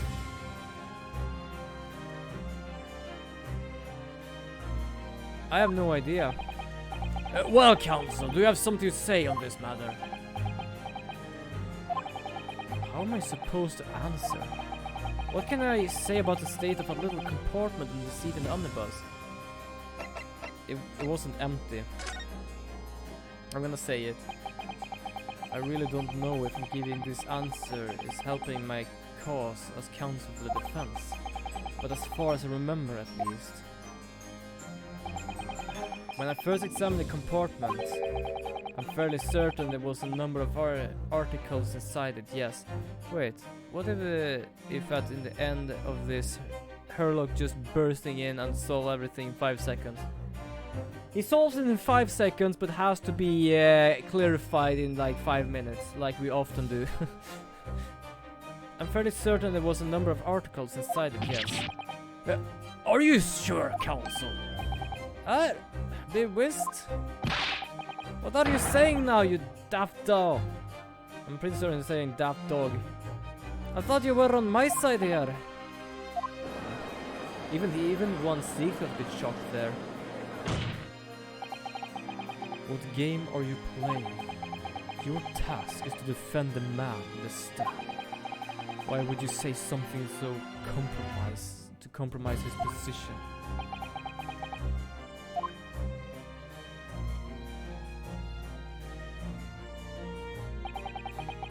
As the advocate for the defense in this trial, I confess I'm still not entirely sure where I stand. But it seems to me that I should state what fact I do know as clearly and honestly as possible. That's kind of the truth. Interesting. Apparently it looks like Von Six cannot mock us anymore, really. Because before it's literally like he's the one to send them to guilt, I'm the one to defend him. But now he seems like I don't do it just to defend, I do it for the truth. This is not altogether pleasing, fella. I'm simply telling the truth, Mr. McKillen. Well, don't forget you're supposed to be representing my best interest here, lad. Now then. A fella memory is a curious thing, not altogether reliable, no. The court must consider the facts. That their chubby hole under the seat is as empty as the devil's heart, so it is. Yeah, no problem, tall girl. I'll see you on Thursday, where we will probably do more Cold Vein. No, fucking hell, not Cold Vein. That was a long time ago. Scarlet Nexus. I didn't do Scarlet Nexus last time, but that was because I was invited to a bit of Apex Legends. It was fun and all. It is all fun and all, to be honest. Hold on, I did have 2 followers. Hold on, I just saw something I didn't see before, because apparently I had Mistress M. No, I had her. No, wait, I've had her before. Or is it because all of these... oh yeah, it's probably because of all of these purged ones. That it's just literally she's there now. 3 days ago. I'm pretty certain I got someone full of longer than that. Yeah, I don't know. I just saw that now.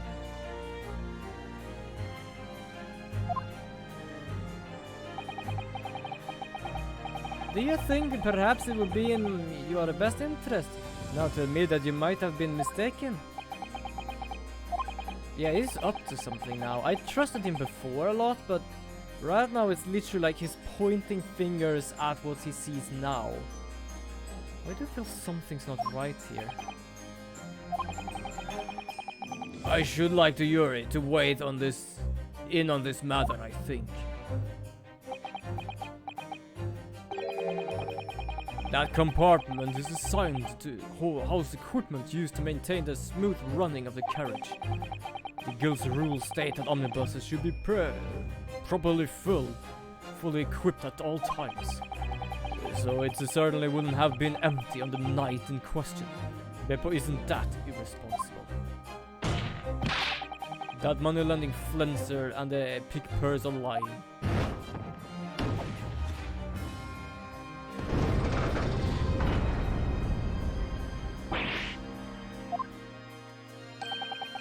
I can't believe it! I was nearly taken in. The stinking rich are always stinkers, nothing but cowards, a lot of them. What? Oh no. Yeah, as long as there's at least enough to not go to the full guilty part. I don't care if I lose now. I don't care if I don't win.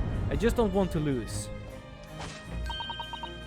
Quite so, I must concur here. Yeah, because she writes everything down. I'm pretty certain she's seen that. This scale has gone from one end to another. With calm calculated reasoning, one arrives clearly at the truth every time.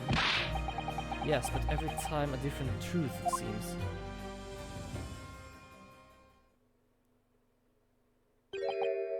My lord, I humbly exhibit the scales of justice. Clearly, as a verdict of not guilty at this time would be wholly inappropriate.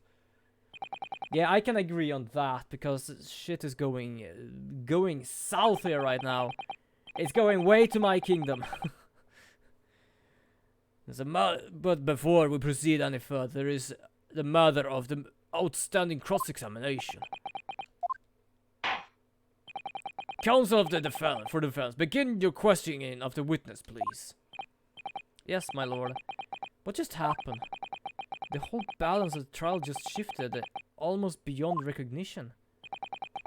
The Reaper of the Bailey is at work, it would seem. Yeah, but also, he did say that he had, it literally was like, ooh, you did actually something good for me here. But not like, oh, you did it for my sake. It more like, ooh, you actually did something that no one else would. Because you're not a dumbass like everyone else.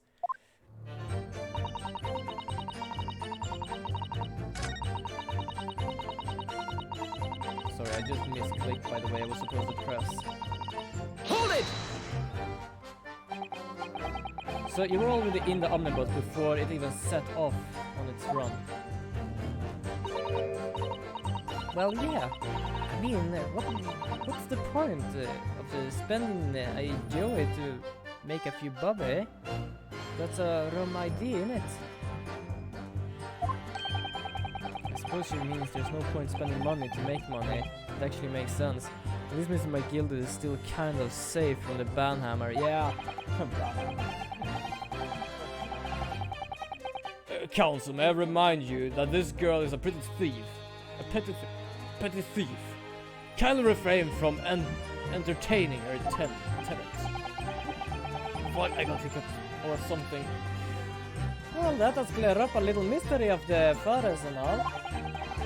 4 paying passengers of 5 pence apiece, making the 20 to which the cabman testified, and 1 little scapegrace riding for free. The red conch of a driver always goes for some grump before his last run, see? That's when I slip into the carriage and get myself in under the seat. Nice and easy ride. I don't know, I can do his accent, but her accent, I don't really know what the hell to do there. It's like an old British accent. But your hiding place is a storage compartment, full of equipment for the coach. You know?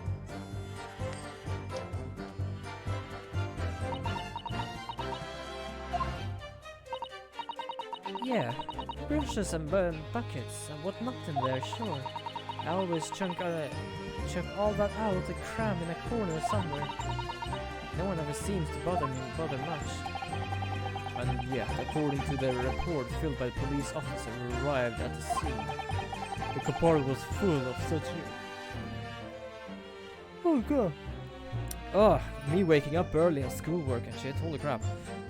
The compartment was full of such paraphernalia. Well, I don't know nothing about that. Like I said, I moved all that stuff out so I could hide under the seat. That's all I can tell you. It seems we reached the end of that light inquiry. Continue. So she says she hid there, and they say he didn't. Okay. Hold it! A waste of time. Why is that? Well, most nights I'm on my own and I got the permit and lost someone at a time. I beg your pardon. Did you say God permit? Oh yeah, well that's what I can call it. You'd say the omnibus, I suppose. The point is, any normal run, carriage ain't got no one in for a while. It's when you come out of your hiding place and get away. That's it. Only that night, this cow was sat on my seat for the start. And it didn't budge the whole way, did it? Not 1 inch. I was totally stuck. Do you mean to tell us that you were present in the carriage for the duration? You were under the seat the entire time while the events unfolded in the closed cup? Yeah, right, mister. To be sure. I was as shocked as anyone. You did not expect to lift the cushion and you'd be sat on and find a child, you know. Yeah, that's not really how childbirth often works, to be honest.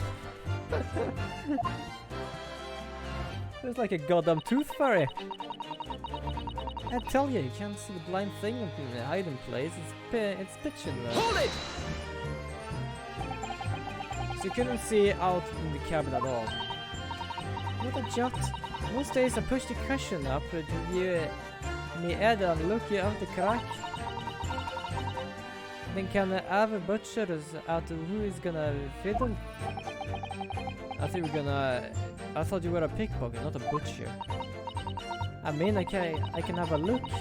The seat I get under in the plush as the other one you see. So most of the time the passenger plant himself opposite. But for some reason that night, this Irishman spent the whole journey right over my head. I don't know why I went for the fucking... Hold on, where's my mug? Do I have a mug somewhere? I'm pretty certain I should have a mug in the water. It's up there. Oh, I don't know where. Oh, you know what, I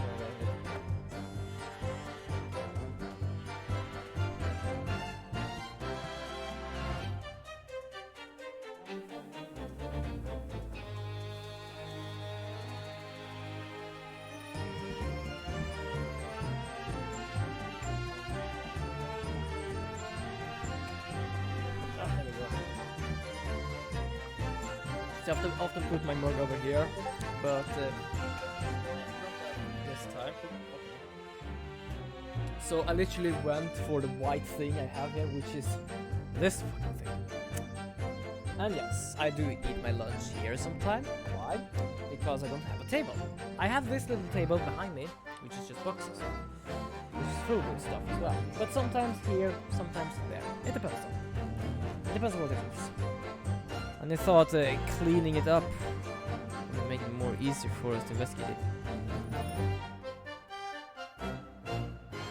Huh? What do you mean?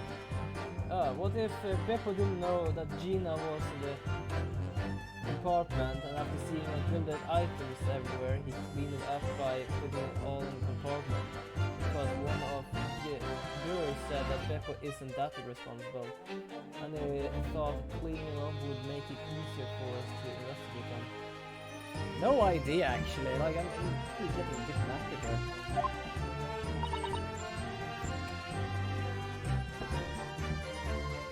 Truth is, I ain't too happy in small dark places.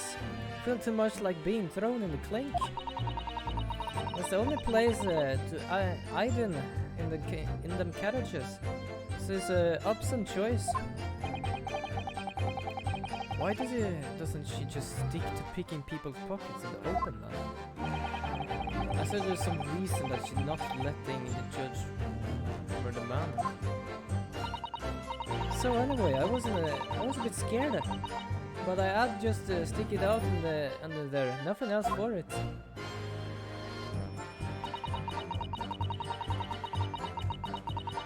Hold it! What loud bang, by the way? I don't think we heard any bang. When you say loud bang, do you mean the noise of someone falling on the floor? It could have been, suppose. I do not remember so well.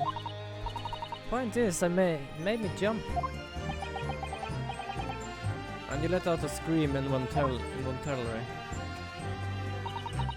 That's right. And then I felt the cushion over me air to get lighter all of a sudden.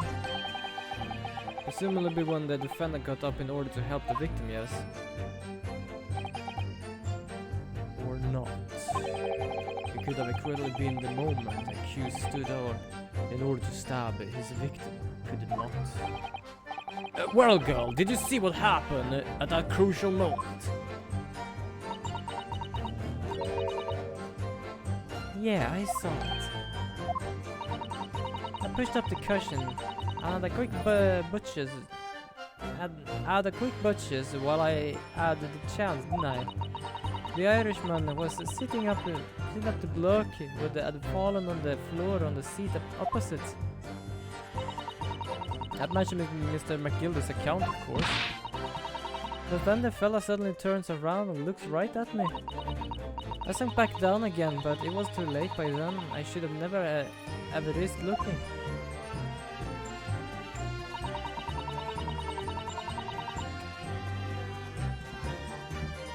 Hold it! We haven't found much yet, though. And then when Mr. McGilda discovered you, he pulled you out from your hiding place.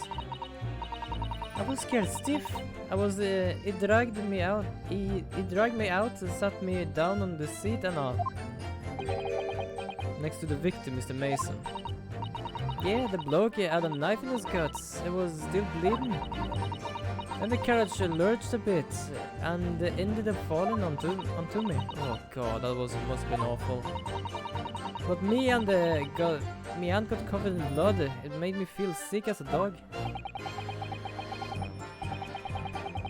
Both her hands. That's probably what he saw on top then. After that, I believe you talked with Miss McGilda for a while. Is that correct? Yes. For some reason, I cannot keep up with her voice in a way. He asked me some stuff. I wanted to know my name and what was up to and all. Then I heard something from above as someone screamed. Yes, Mr. First, on the roof deck, one would presume. Well, I didn't want no one seeing my face, so I didn't look up. Then the horses were drawn up, smudging, and this Irishman says to me, "Get back on the seat, I'll see that you can get away later."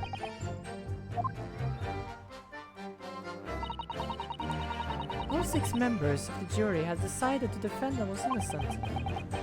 For one brief moment, shining moment, yes. It's clearly that they all are still very unsure. If we could just find some conclusive piece of evidence among this new testimony, I'm sure we will clinch the verdict that we want. I like the Gina of have a cheek blush, but instead it's with like dust or dirt. I have to check that. Something's bothering me. I just can't quite put my finger on it. Yeah, kinda actually. Around here. I see now what you mean. And it kind of works with thought of like all the like younglings just walking around in Britain in old times. I'm pretty certain even some of them just like clean the... Oh, fucking hell, is it called in English now? I wasn't about to say called for clean fireplaces, but not the chimneys. Chimneys. Which also caused them to get a lot of sickness back in the days. So we don't have anything new here. Yeah, she looks like a chimney sweeper. Yeah, it likes chimney sweeper or doing work on like in middle of town or stuff where it's dirty. I do also love it's not like too dirty, it's just like a little pinch on the cheek. Like too much. Also, apparently we have to present some evidence here because we didn't find anything on the thing. Okay, what should we have then?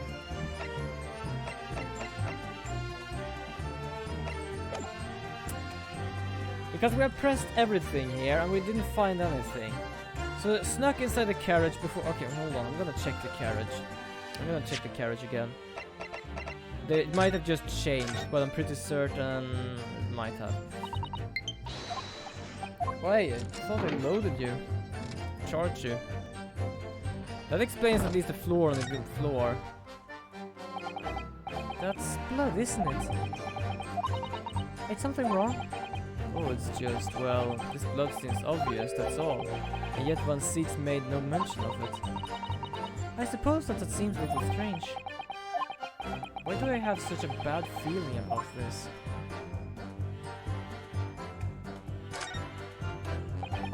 This seat hand, it seems. Yeah, it's empty now. It's just, it didn't used to be empty, I know that. Fucking.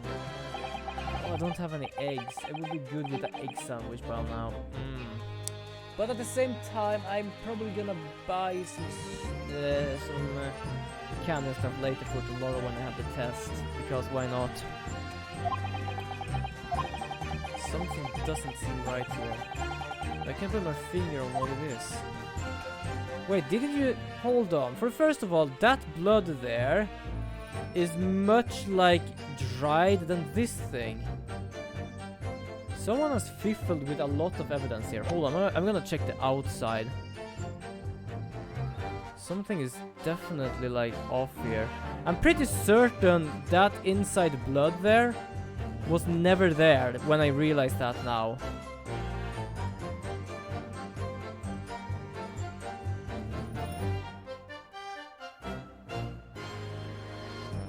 But why wasn't there?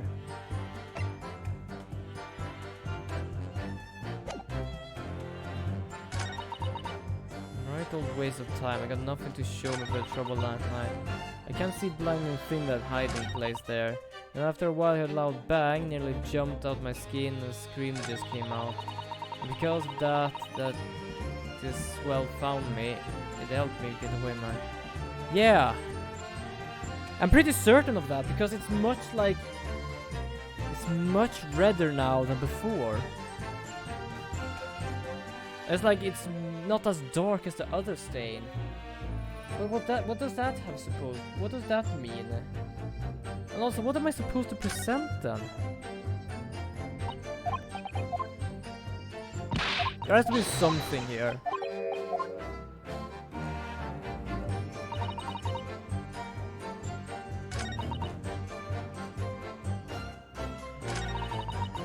Yeah, I remember seeing the floor cleaner when we walked in. Yeah, I'm pretty certain of that.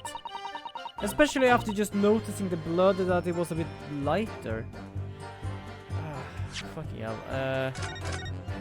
I'm pretty, like, I'm pretty uncertain of actually what I'm supposed to press here right now. Or present. I've already pressed. I've not gotten anything out of that. I say this, whenever I get something out of a press, that means that I get either a new cross-examination or I get at least I get something from it. I didn't get anything here.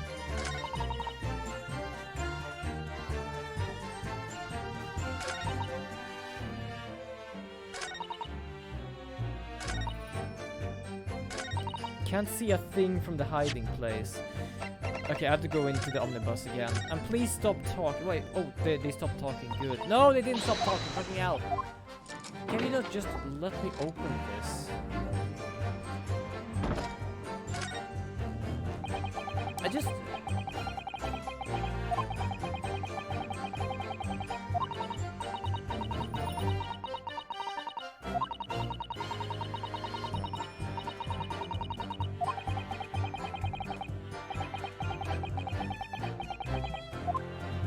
I just realized what they talked about with the kimono. Yeah, I'm pretty certain the floor one is new because, as like, Just like these different textures of the blood. Yeah, that's blood soaked in the seed, obvious. Whichever you look at, it doesn't seem like it was planned attack. And then we have this one. That's blood. Just, well, the blood stain is so obvious, that's all.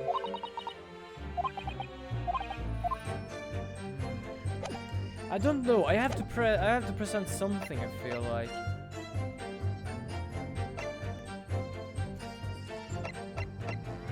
I have to present something, but I don't know what.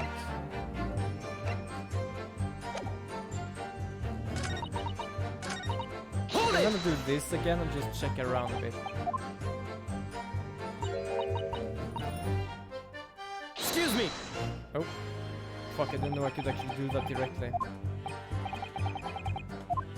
My bad.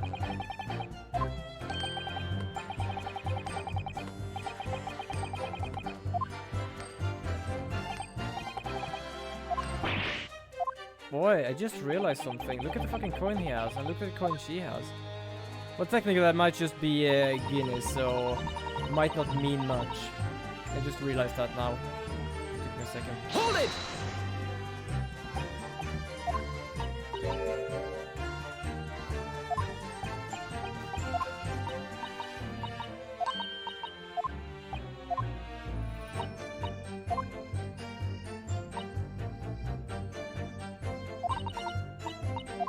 And it doesn't seem to react to anything as well. Other than when he needs to answer.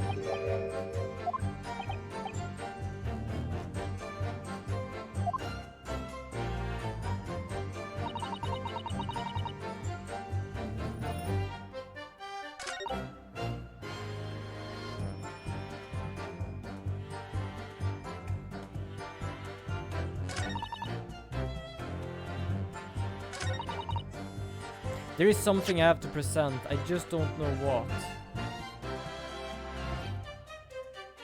I cannot even go to people, I guess. I'm trying to like press anything to get to people, but I can't. A report prepared by Scotland Yard coroner gives accused that as internal hemorrhage as a result of a single stab wound. An R-band inherited from Kazuma. Oh, this is Kazuma's ones. Okay, I didn't realize that. Leather gloves the friend was wearing. Yeah, we know he wore those. The 8-seater omnibus that was the scene of the crime. Ah, what should I press and where should I present them? Where should I do it? That's the problem I have now. It's because of those one found me. It helped me get away of mine.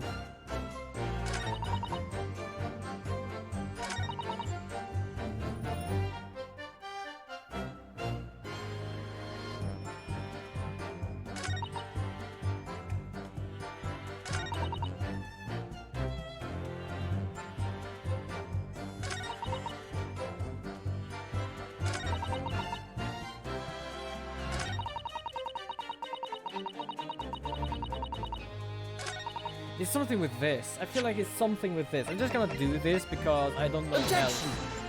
Oh no, I failed. It has like the same coding as the other ones. So I know I failed when the music continues. I just had to. I feel like my mind is just like not onto it now. There is something here. I just don't know what.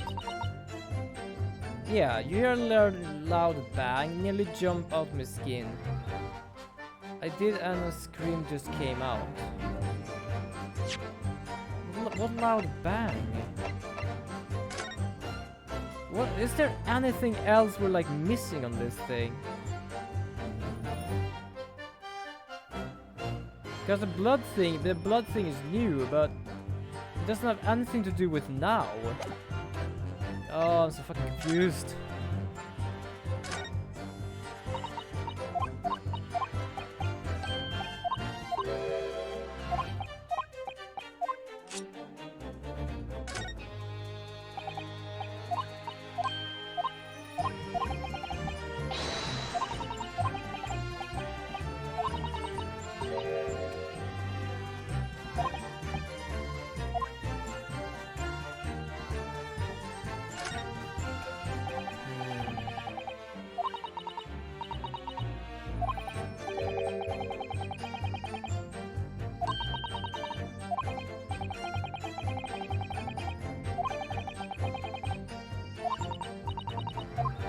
don't know.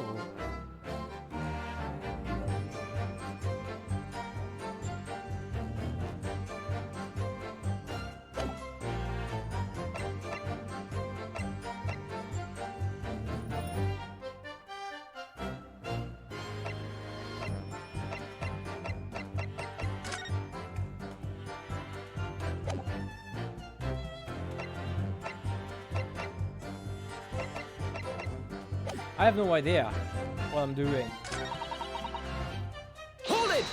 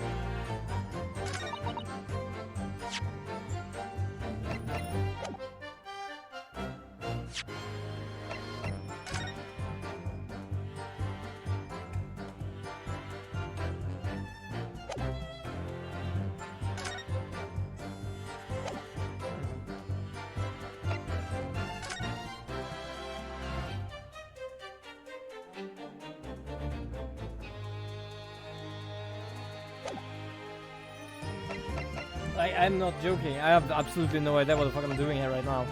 What am I don't know what I'm looking for. Also, I just realized there is like a button missing. So that could be something for later, but not now. Hold it!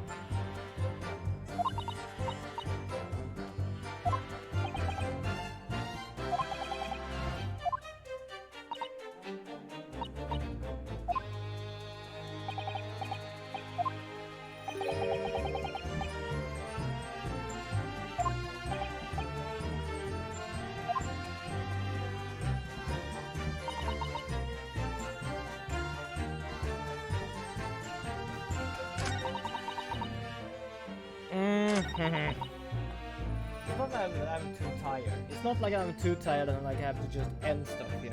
But it's just like my brain cannot really comprehend what the hell is going on right now. Hold it! That water has a bit of a taste of like chocolate milk. Can you check the omnibus to see if there's a gap? What do you mean by gap? What do you mean by gap? I can check the omnibus, but I don't... What gap? Oh, you mean if you could see something? I'm pretty certain I already presented that at that point. But there is like... As you can see, there is no gap. And whenever we start to talk about this... Oh.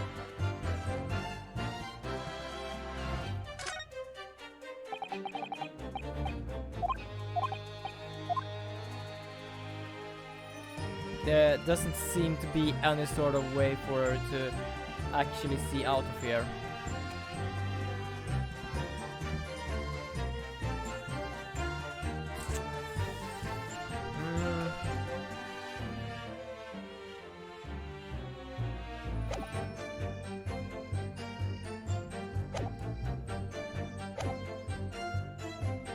So you couldn't see out of the camera at all. Nope, not a jot. We'll say I push the cushion down with my head and look out the crack. I can have a butchers at what is going on. I'm gonna fiddle.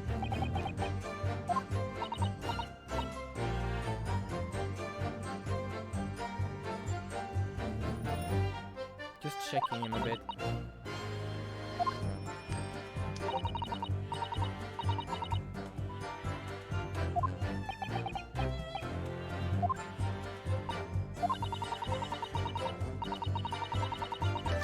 Well, no. Oh, what the fuck? That didn't happen before. Excuse me.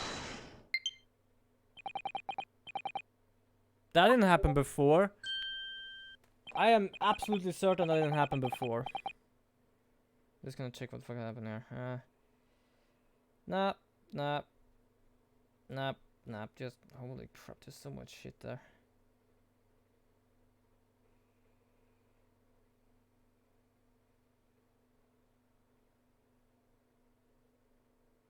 No idea. Also, I'm just gonna check my mail. Apparently, might be some good.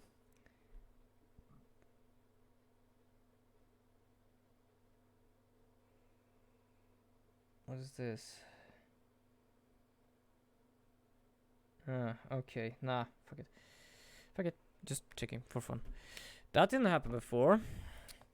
Oh, I do apologize. There was something the matter, Council? I was just wondering if Miss Lestrade's last comment made something occur to you, perhaps. You seem to be thinking something to yourself. Oh, no. It was nothing important. I was feeling bad for the poor lass, that is all. I remember feeling desperate myself as a young lad, shut up in the dark. It was terrifying, so it was. I see. Yes, I'm sure we can all sympathize. I'm still scared of the dark now. Aye, and I don't know about yourself, but I found that the darkness seems to make everything you hear seem that much louder as well. Yeah. I suppose it does. Maybe. Miss Lestrade, did you hear something that night? Anything unusual noise, perhaps?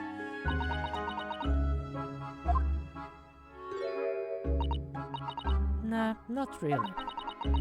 All I could hear was the Irishman snoring. Bejabbers! There is no need to tell the whole world of me foibles, you little scamp. What a pity. If only Miss Lestrade had heard something, it might have given us a vital new clue. Yeah, I'm sure you made the last statement first. It's significant. But I don't think we can draw any particular conclusion from that. Very well, if that is the position of the defense. Did I press wrong? What's the matter, Mrs.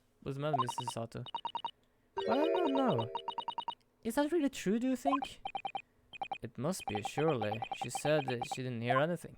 Yeah, I pressed the wrong button. Fuck, I read wrong. Perhaps that's precisely the point. Could that be important in and of itself? The fact that she heard nothing.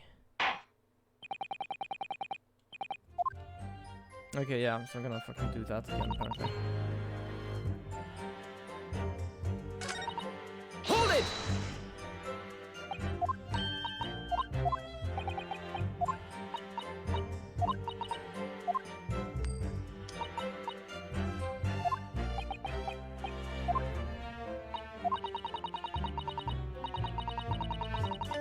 Well, no. Excuse me.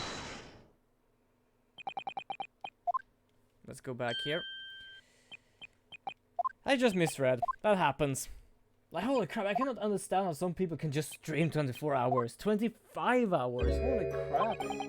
I actually was watching her stream for many hours, to be honest. I had it in the background. Like, 10 hours might be the max I have done. And not like a whole day for me when I actually can do it. And I just feel like knackered afterwards. And also, I shouldn't have speak about that. We have another team member that's actually doing a streamathon. Fucking hell, it's like the 5th day. I'm not joking. Miss Lestrade. Like, no joke at all. It's the 5th day of continuous streaming.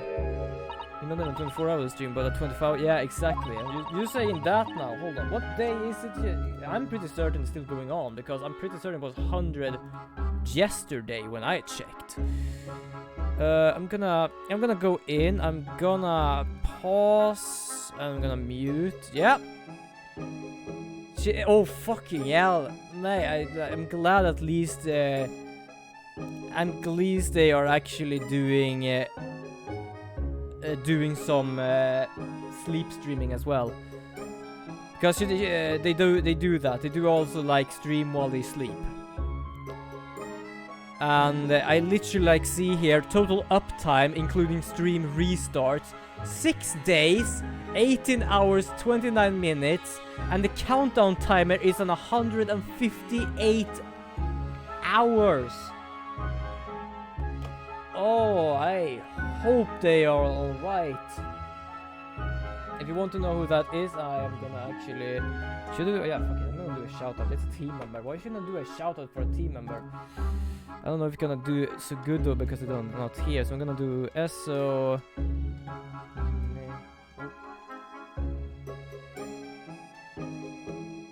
No, apparently not. I can only do it for people that are in the chat apparently.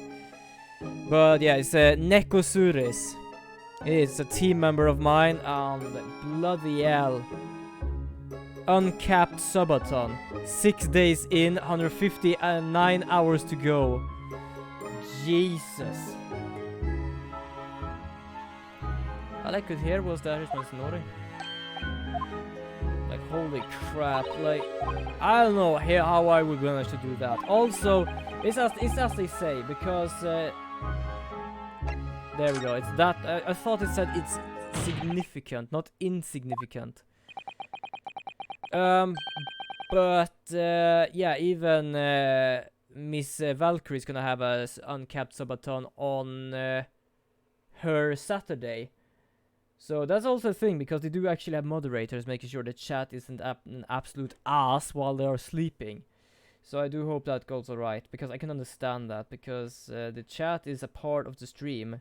And if they're just going absolutely nuts, then it actually harms the streamer as well. So yeah. So I hope that goes well. I hope that it goes well for both of them.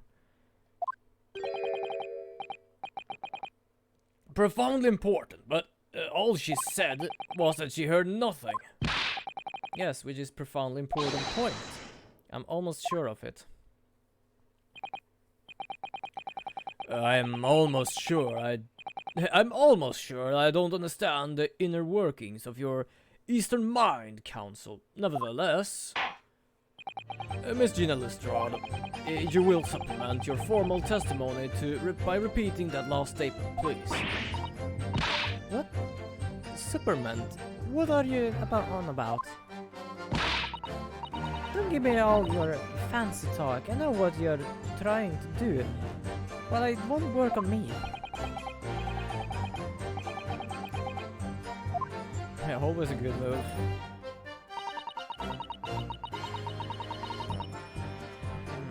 Hold it! So you were straining to hear what was happening to the entire type since the moment you hid yourself. Not exactly, no. Sorry. Well, there was no one in the cabin to start with. I could just push the cushion up and have a butchers to see what was not. But then when I saw this swell getting on, it got me head down, so it didn't notice me. And Miss McGillis sat on the seat under which you were hiding, correct? Yeah, would you Adam and Eve it? Would you Adam and Eve it then? What a mug! Then all I could do was listen. I was waiting to jump out of there as soon as I heard him leave, I see. But would they not like me? Even though we stopped here and there, I never heard him leave. So I just added to stay up and listen to him driving his pigs to market, snoring like an old dog he was.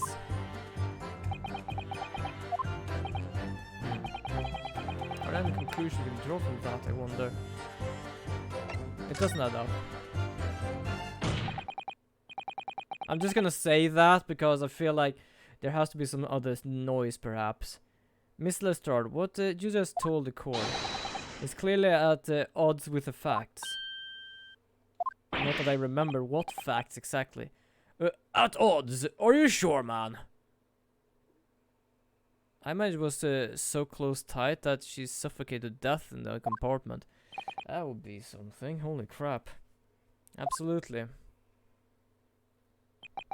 It seems my learned Nipponese friend is not as dull with it as I feared. And this is what I was talking about before. He actually seemed to have some respect for us.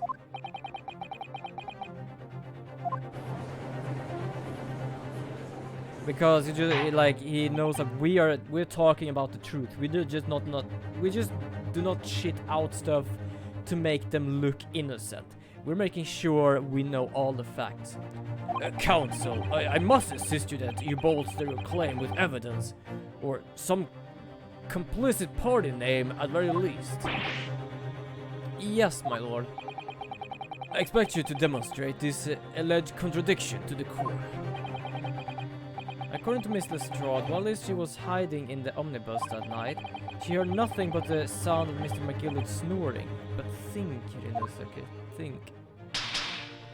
Ow. There's something else she should have heard.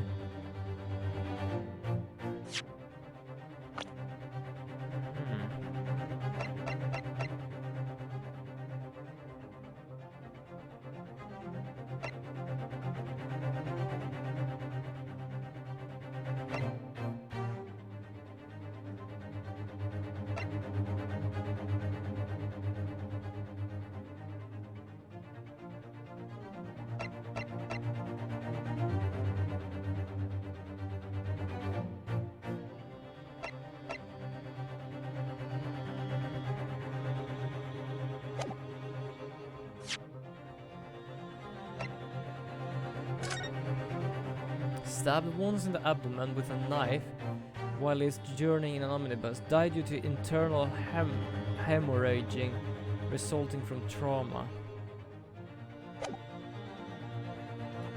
What would they have heard? Okay, so let's go to persons. We were not there, they were not there. Already said snoring. They never said anything about that man doing anything, but he might have just sit silent, so I don't know.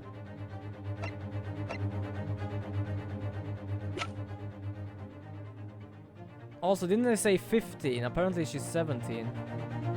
A young woman who witnessed the incident from her hiding place aboard the omnibus on the night of the murder. She was discovered by the defendant.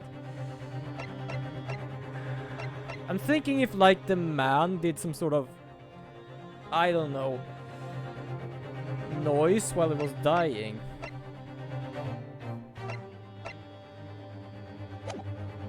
Oh shit. I don't really know.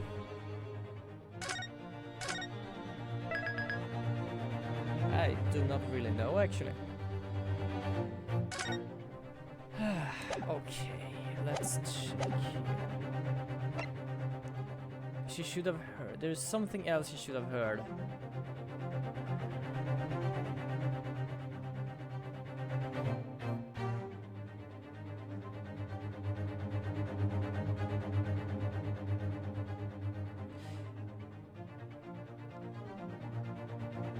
Ah, yes. The first person to enter was Miss McGilden, and the only thing she could hear was him snoring. But she never heard Mr. Mason enter. The particular sound that Miss Lestrade could not have failed to hear on the night in question. The sound very clearly explained the presence of the following person. Take that! Trifle Mason. Yes, my lord. The sound that Miss Lestrade cannot have failed to hear is that the victim, Mr. Mason, boarding the omnibus.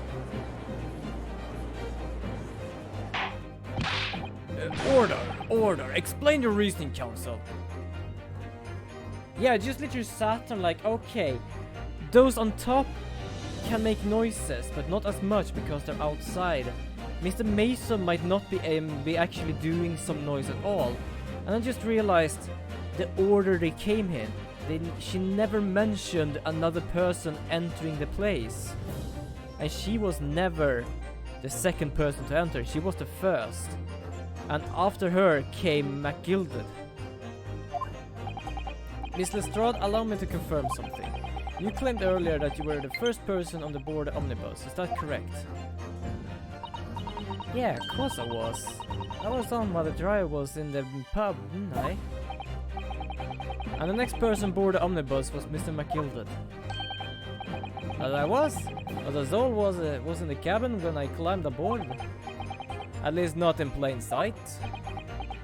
So you were, to all intents purpose, alone in the enclosed cabin of the omnibus at the time. Did I not just say as much? I wasn't traveling with anyone else, if that's what you mean.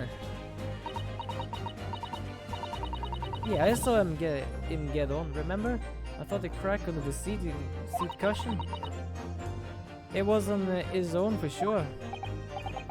And from what I've heard, the carriage made a number of stops after that on an onward journey, during which time did not hear the door opening or closing at all. Nah, never heard it. That's exactly what I was listening for, weren't I? Waiting for this swell up to leave. In which case, when and how did the victim end up in the carriage? Oh. We know that the victim collapsed inside the enclosed cabin of the omnibus. Therefore, Miss Lestrade's statement about what she did not hear is at odds with the facts.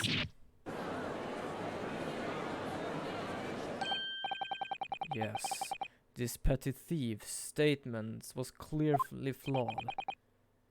Lord Von Seeks. Yes, he knew all too well that there was an inconsistency in Miss Lestrade's statement.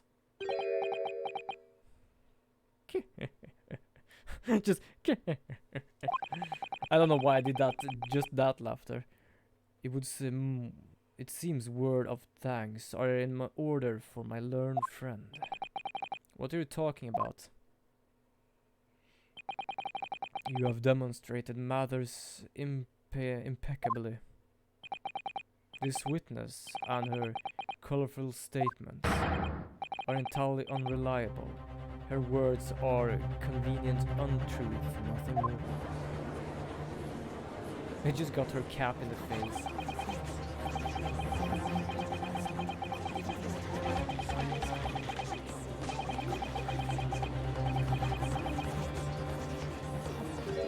Oh, she's ready. She just goes for it.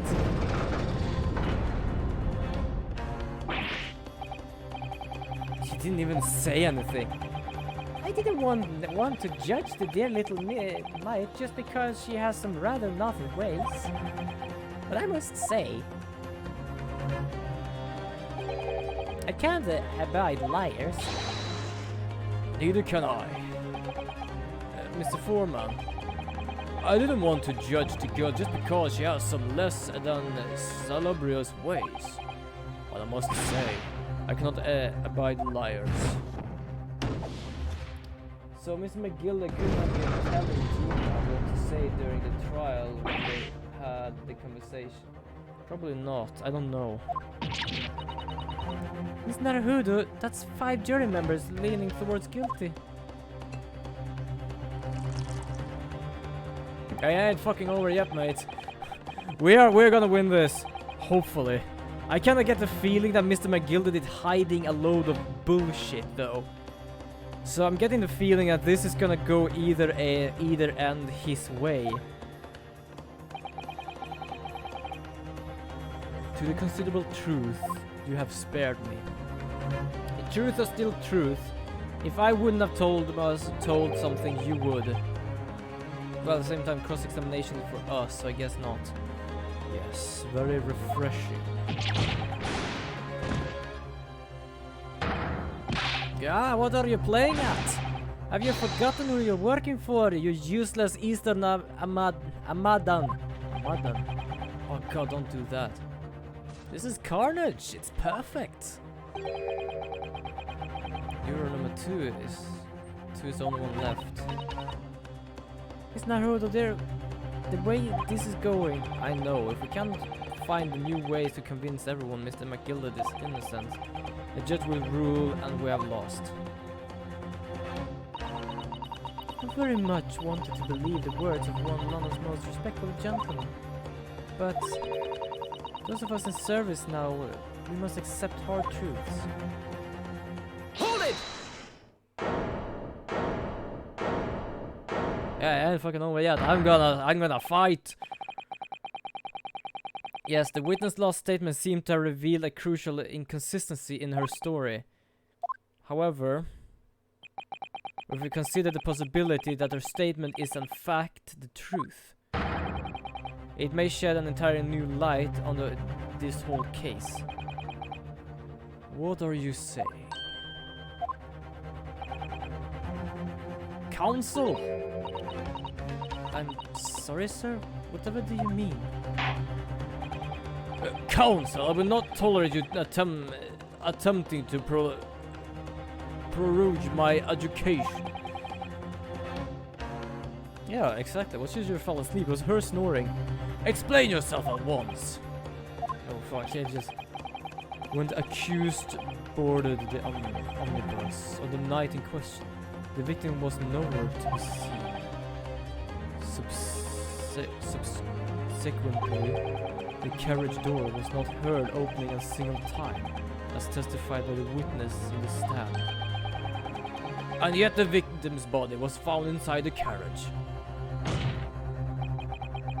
If this petty thief's words are to be believed, how do you explain the victim's miraculous appearance inside the cabin of the omnibus?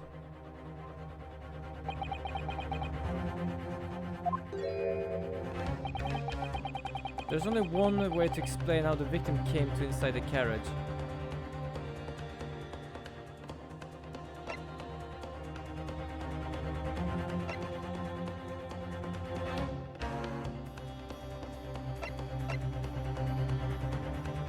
I'm gonna do that. Just because. Considering that everything was just pitch black, it would make sense whenever she fell asleep and wakes up, she wouldn't know if anything. Objection! But apparently there was nothing like that. Tell me, my learned friend, what was the function of that clearly in your last sentence? Well said, Lord. Yeah, I misdid something. There you're just telling me now that I'm gonna lose one life.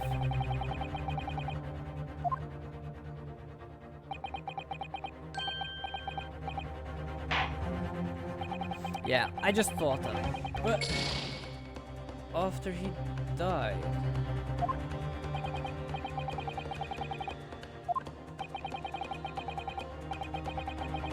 Hold on, is there another fucking entrance here? Like technically, you could go in that entrance. It was locked, so what if I actually went into that entrance? Because these people said it was locked or there were two people in here.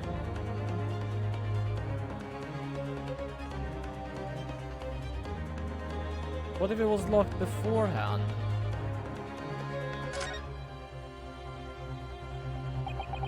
I can certainly see the carriage in this.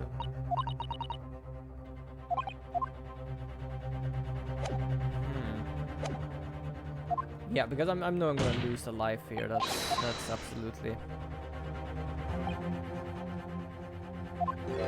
Okay, so let's go through these. The only way is already in there. Doesn't work because he went to the pub, that guy, and she was the first one. He was put there after he died. That wouldn't really work either. Or would it?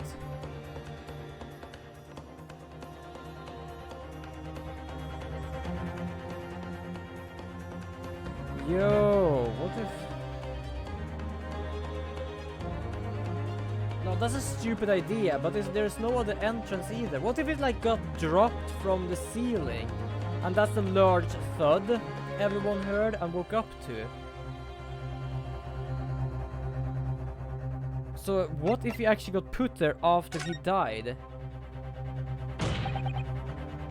Obviously, the victim must have been placed in aftercarriage. Objection!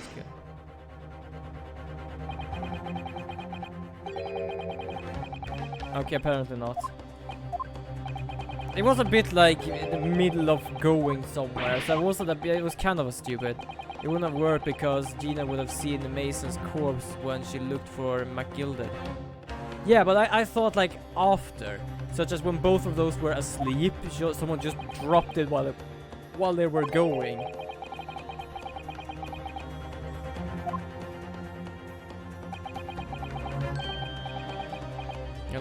So there's another entrance. Okay, apparently. I was thinking about another entrance before, but I thought it was a very odd way of thinking. But apparently there is another entrance.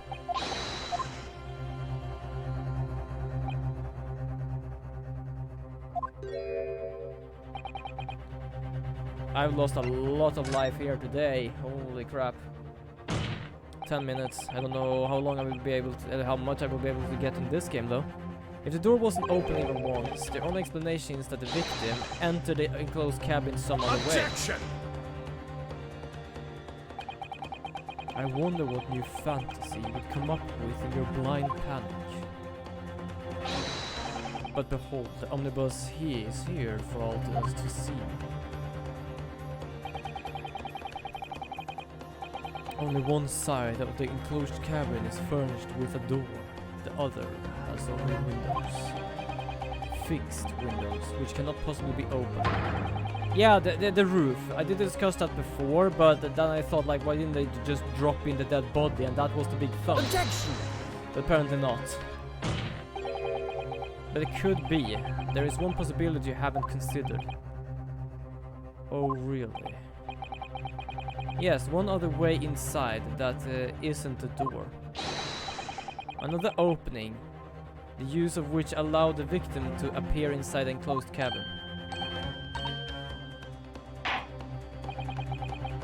Yeah, there was a handle. They discussed that when he was inside. They couldn't open it from inside, but it must have been a handle from the outside.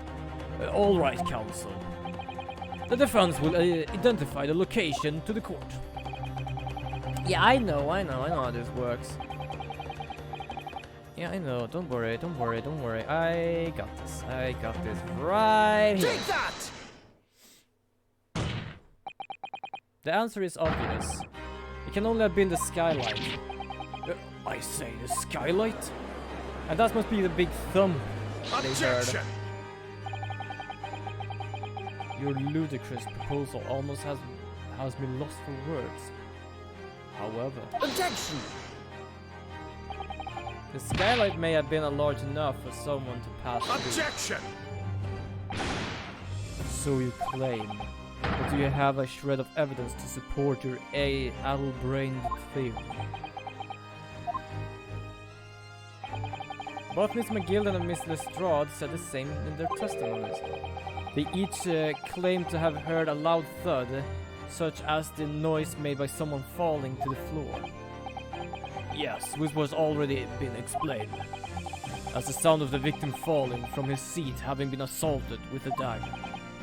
Yes, it was, but would a man slipping from the seat onto the floor really made such a loud noise that the witness described?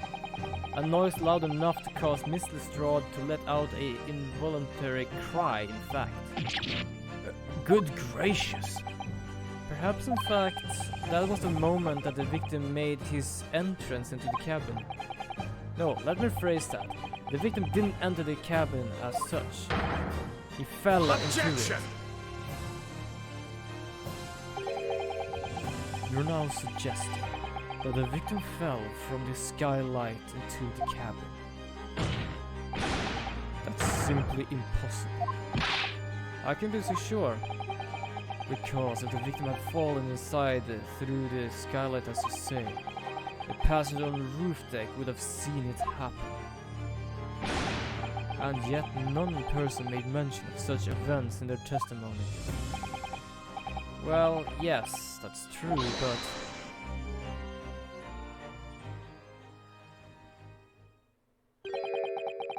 Might a humble fella make a weak comment here?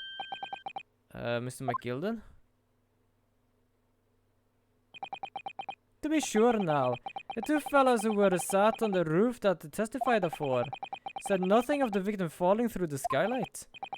But it seems to me, my lord, that it is not so much a case of them not saying, but...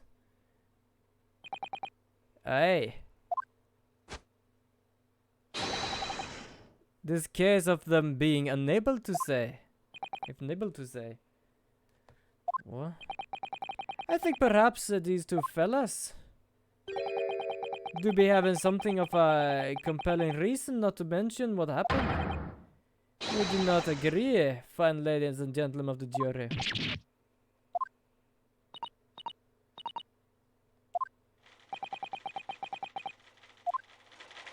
Were they in on it?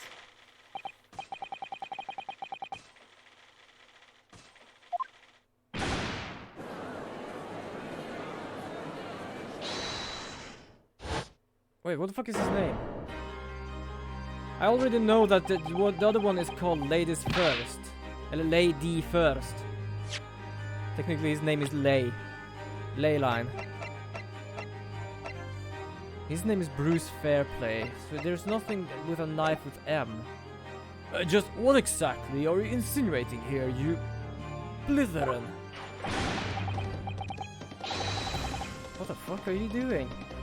You rotter, he said, you rotter. What are you insinuating? Broken horses, what the hell? This is a flaming outrage. I have a good mind to give you a blinker in a minute.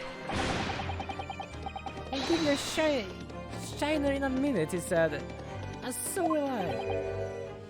I didn't know they had twerking back then. Yeah, I feel like that's some sort of twerking in a way. You're effectively accusing me, a city gentleman, a well-respected banker. That's kind of fun. You're accusing me, a city gentleman.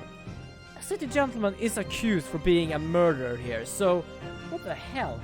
That doesn't really add up. I'm suggesting that someone like me could have a stabbed that man in the guts. It's a disgrace. It's scandalous. I protest. I protest in the strongest possible terms. Is McGilden laughing there in the corner? Order! Order! This is not the time, witnesses. I will not permit this wanton invasion of the stand. Return it to the anteroom at once. But this is beyond reason, my lord. It's outrageous. It is very hurtful, you know? My lord, if I may comment. Go ahead, Lord Van Seeks. What if the M or the W of the knife sheet resembles the W of Fairplay's mustache? That'd be hella fucking weird. That would be like a knife of Waluigi in a way. My learned friend has been fit to abandon all protocol and accuse the witnesses without proof. Accuse? I never intend to. It seems, young Nipponese, that your command of the English tongue is wanting. You will propose to this court that the victim fell through the skylight from the roof deck of the omnibus. That hypothesis cannot possibly stand without the rooftop passengers being aware of the events. You have branded these gentlemen liars. You have intimidated their criminal guilt. In our British court of law, that is what is termed as baseless accusation.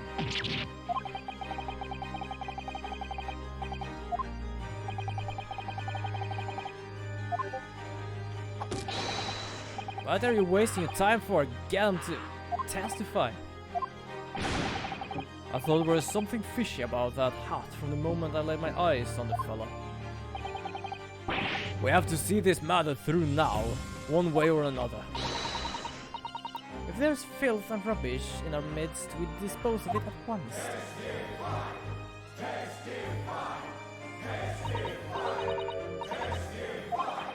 The spectators in the public gallery are... they're in a complete frenzy. So I do love they literally complain about me just accusing them, but people literally are right now like, yeah, there's something that might be off here. Do testify. My lord, you will take the stand again and make another formal testimony in reference to the indictment brought by the defense. Yes, my lord. I didn't come here for this. He's just laughing. He's just fucking laughing.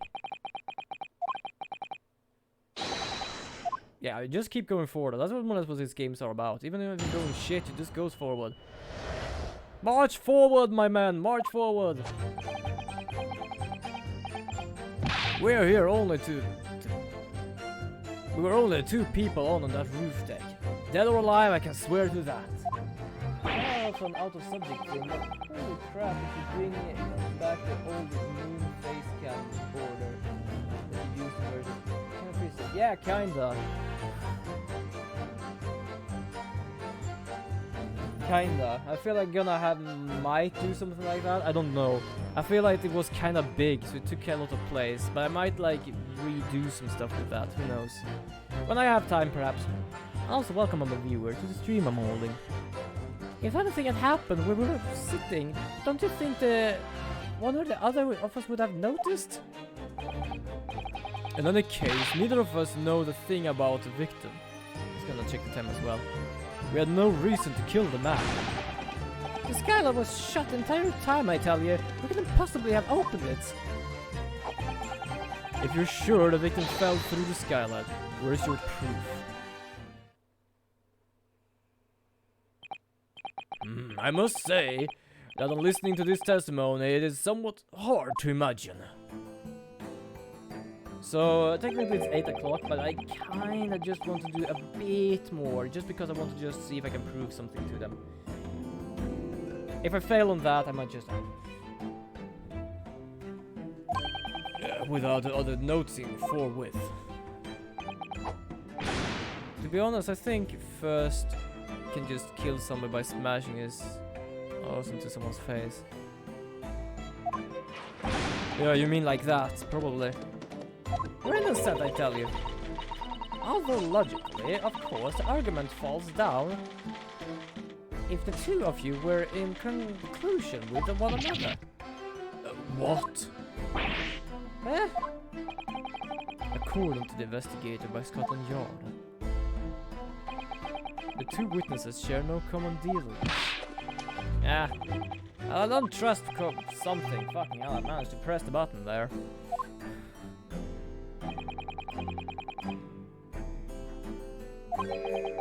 So, why do you feel so uneasy? Counsel for the defense, over to you. Your cross-examination, please. I'm just gonna check here. I'm gonna save and I'm gonna check because I technically don't have that many lives left, so...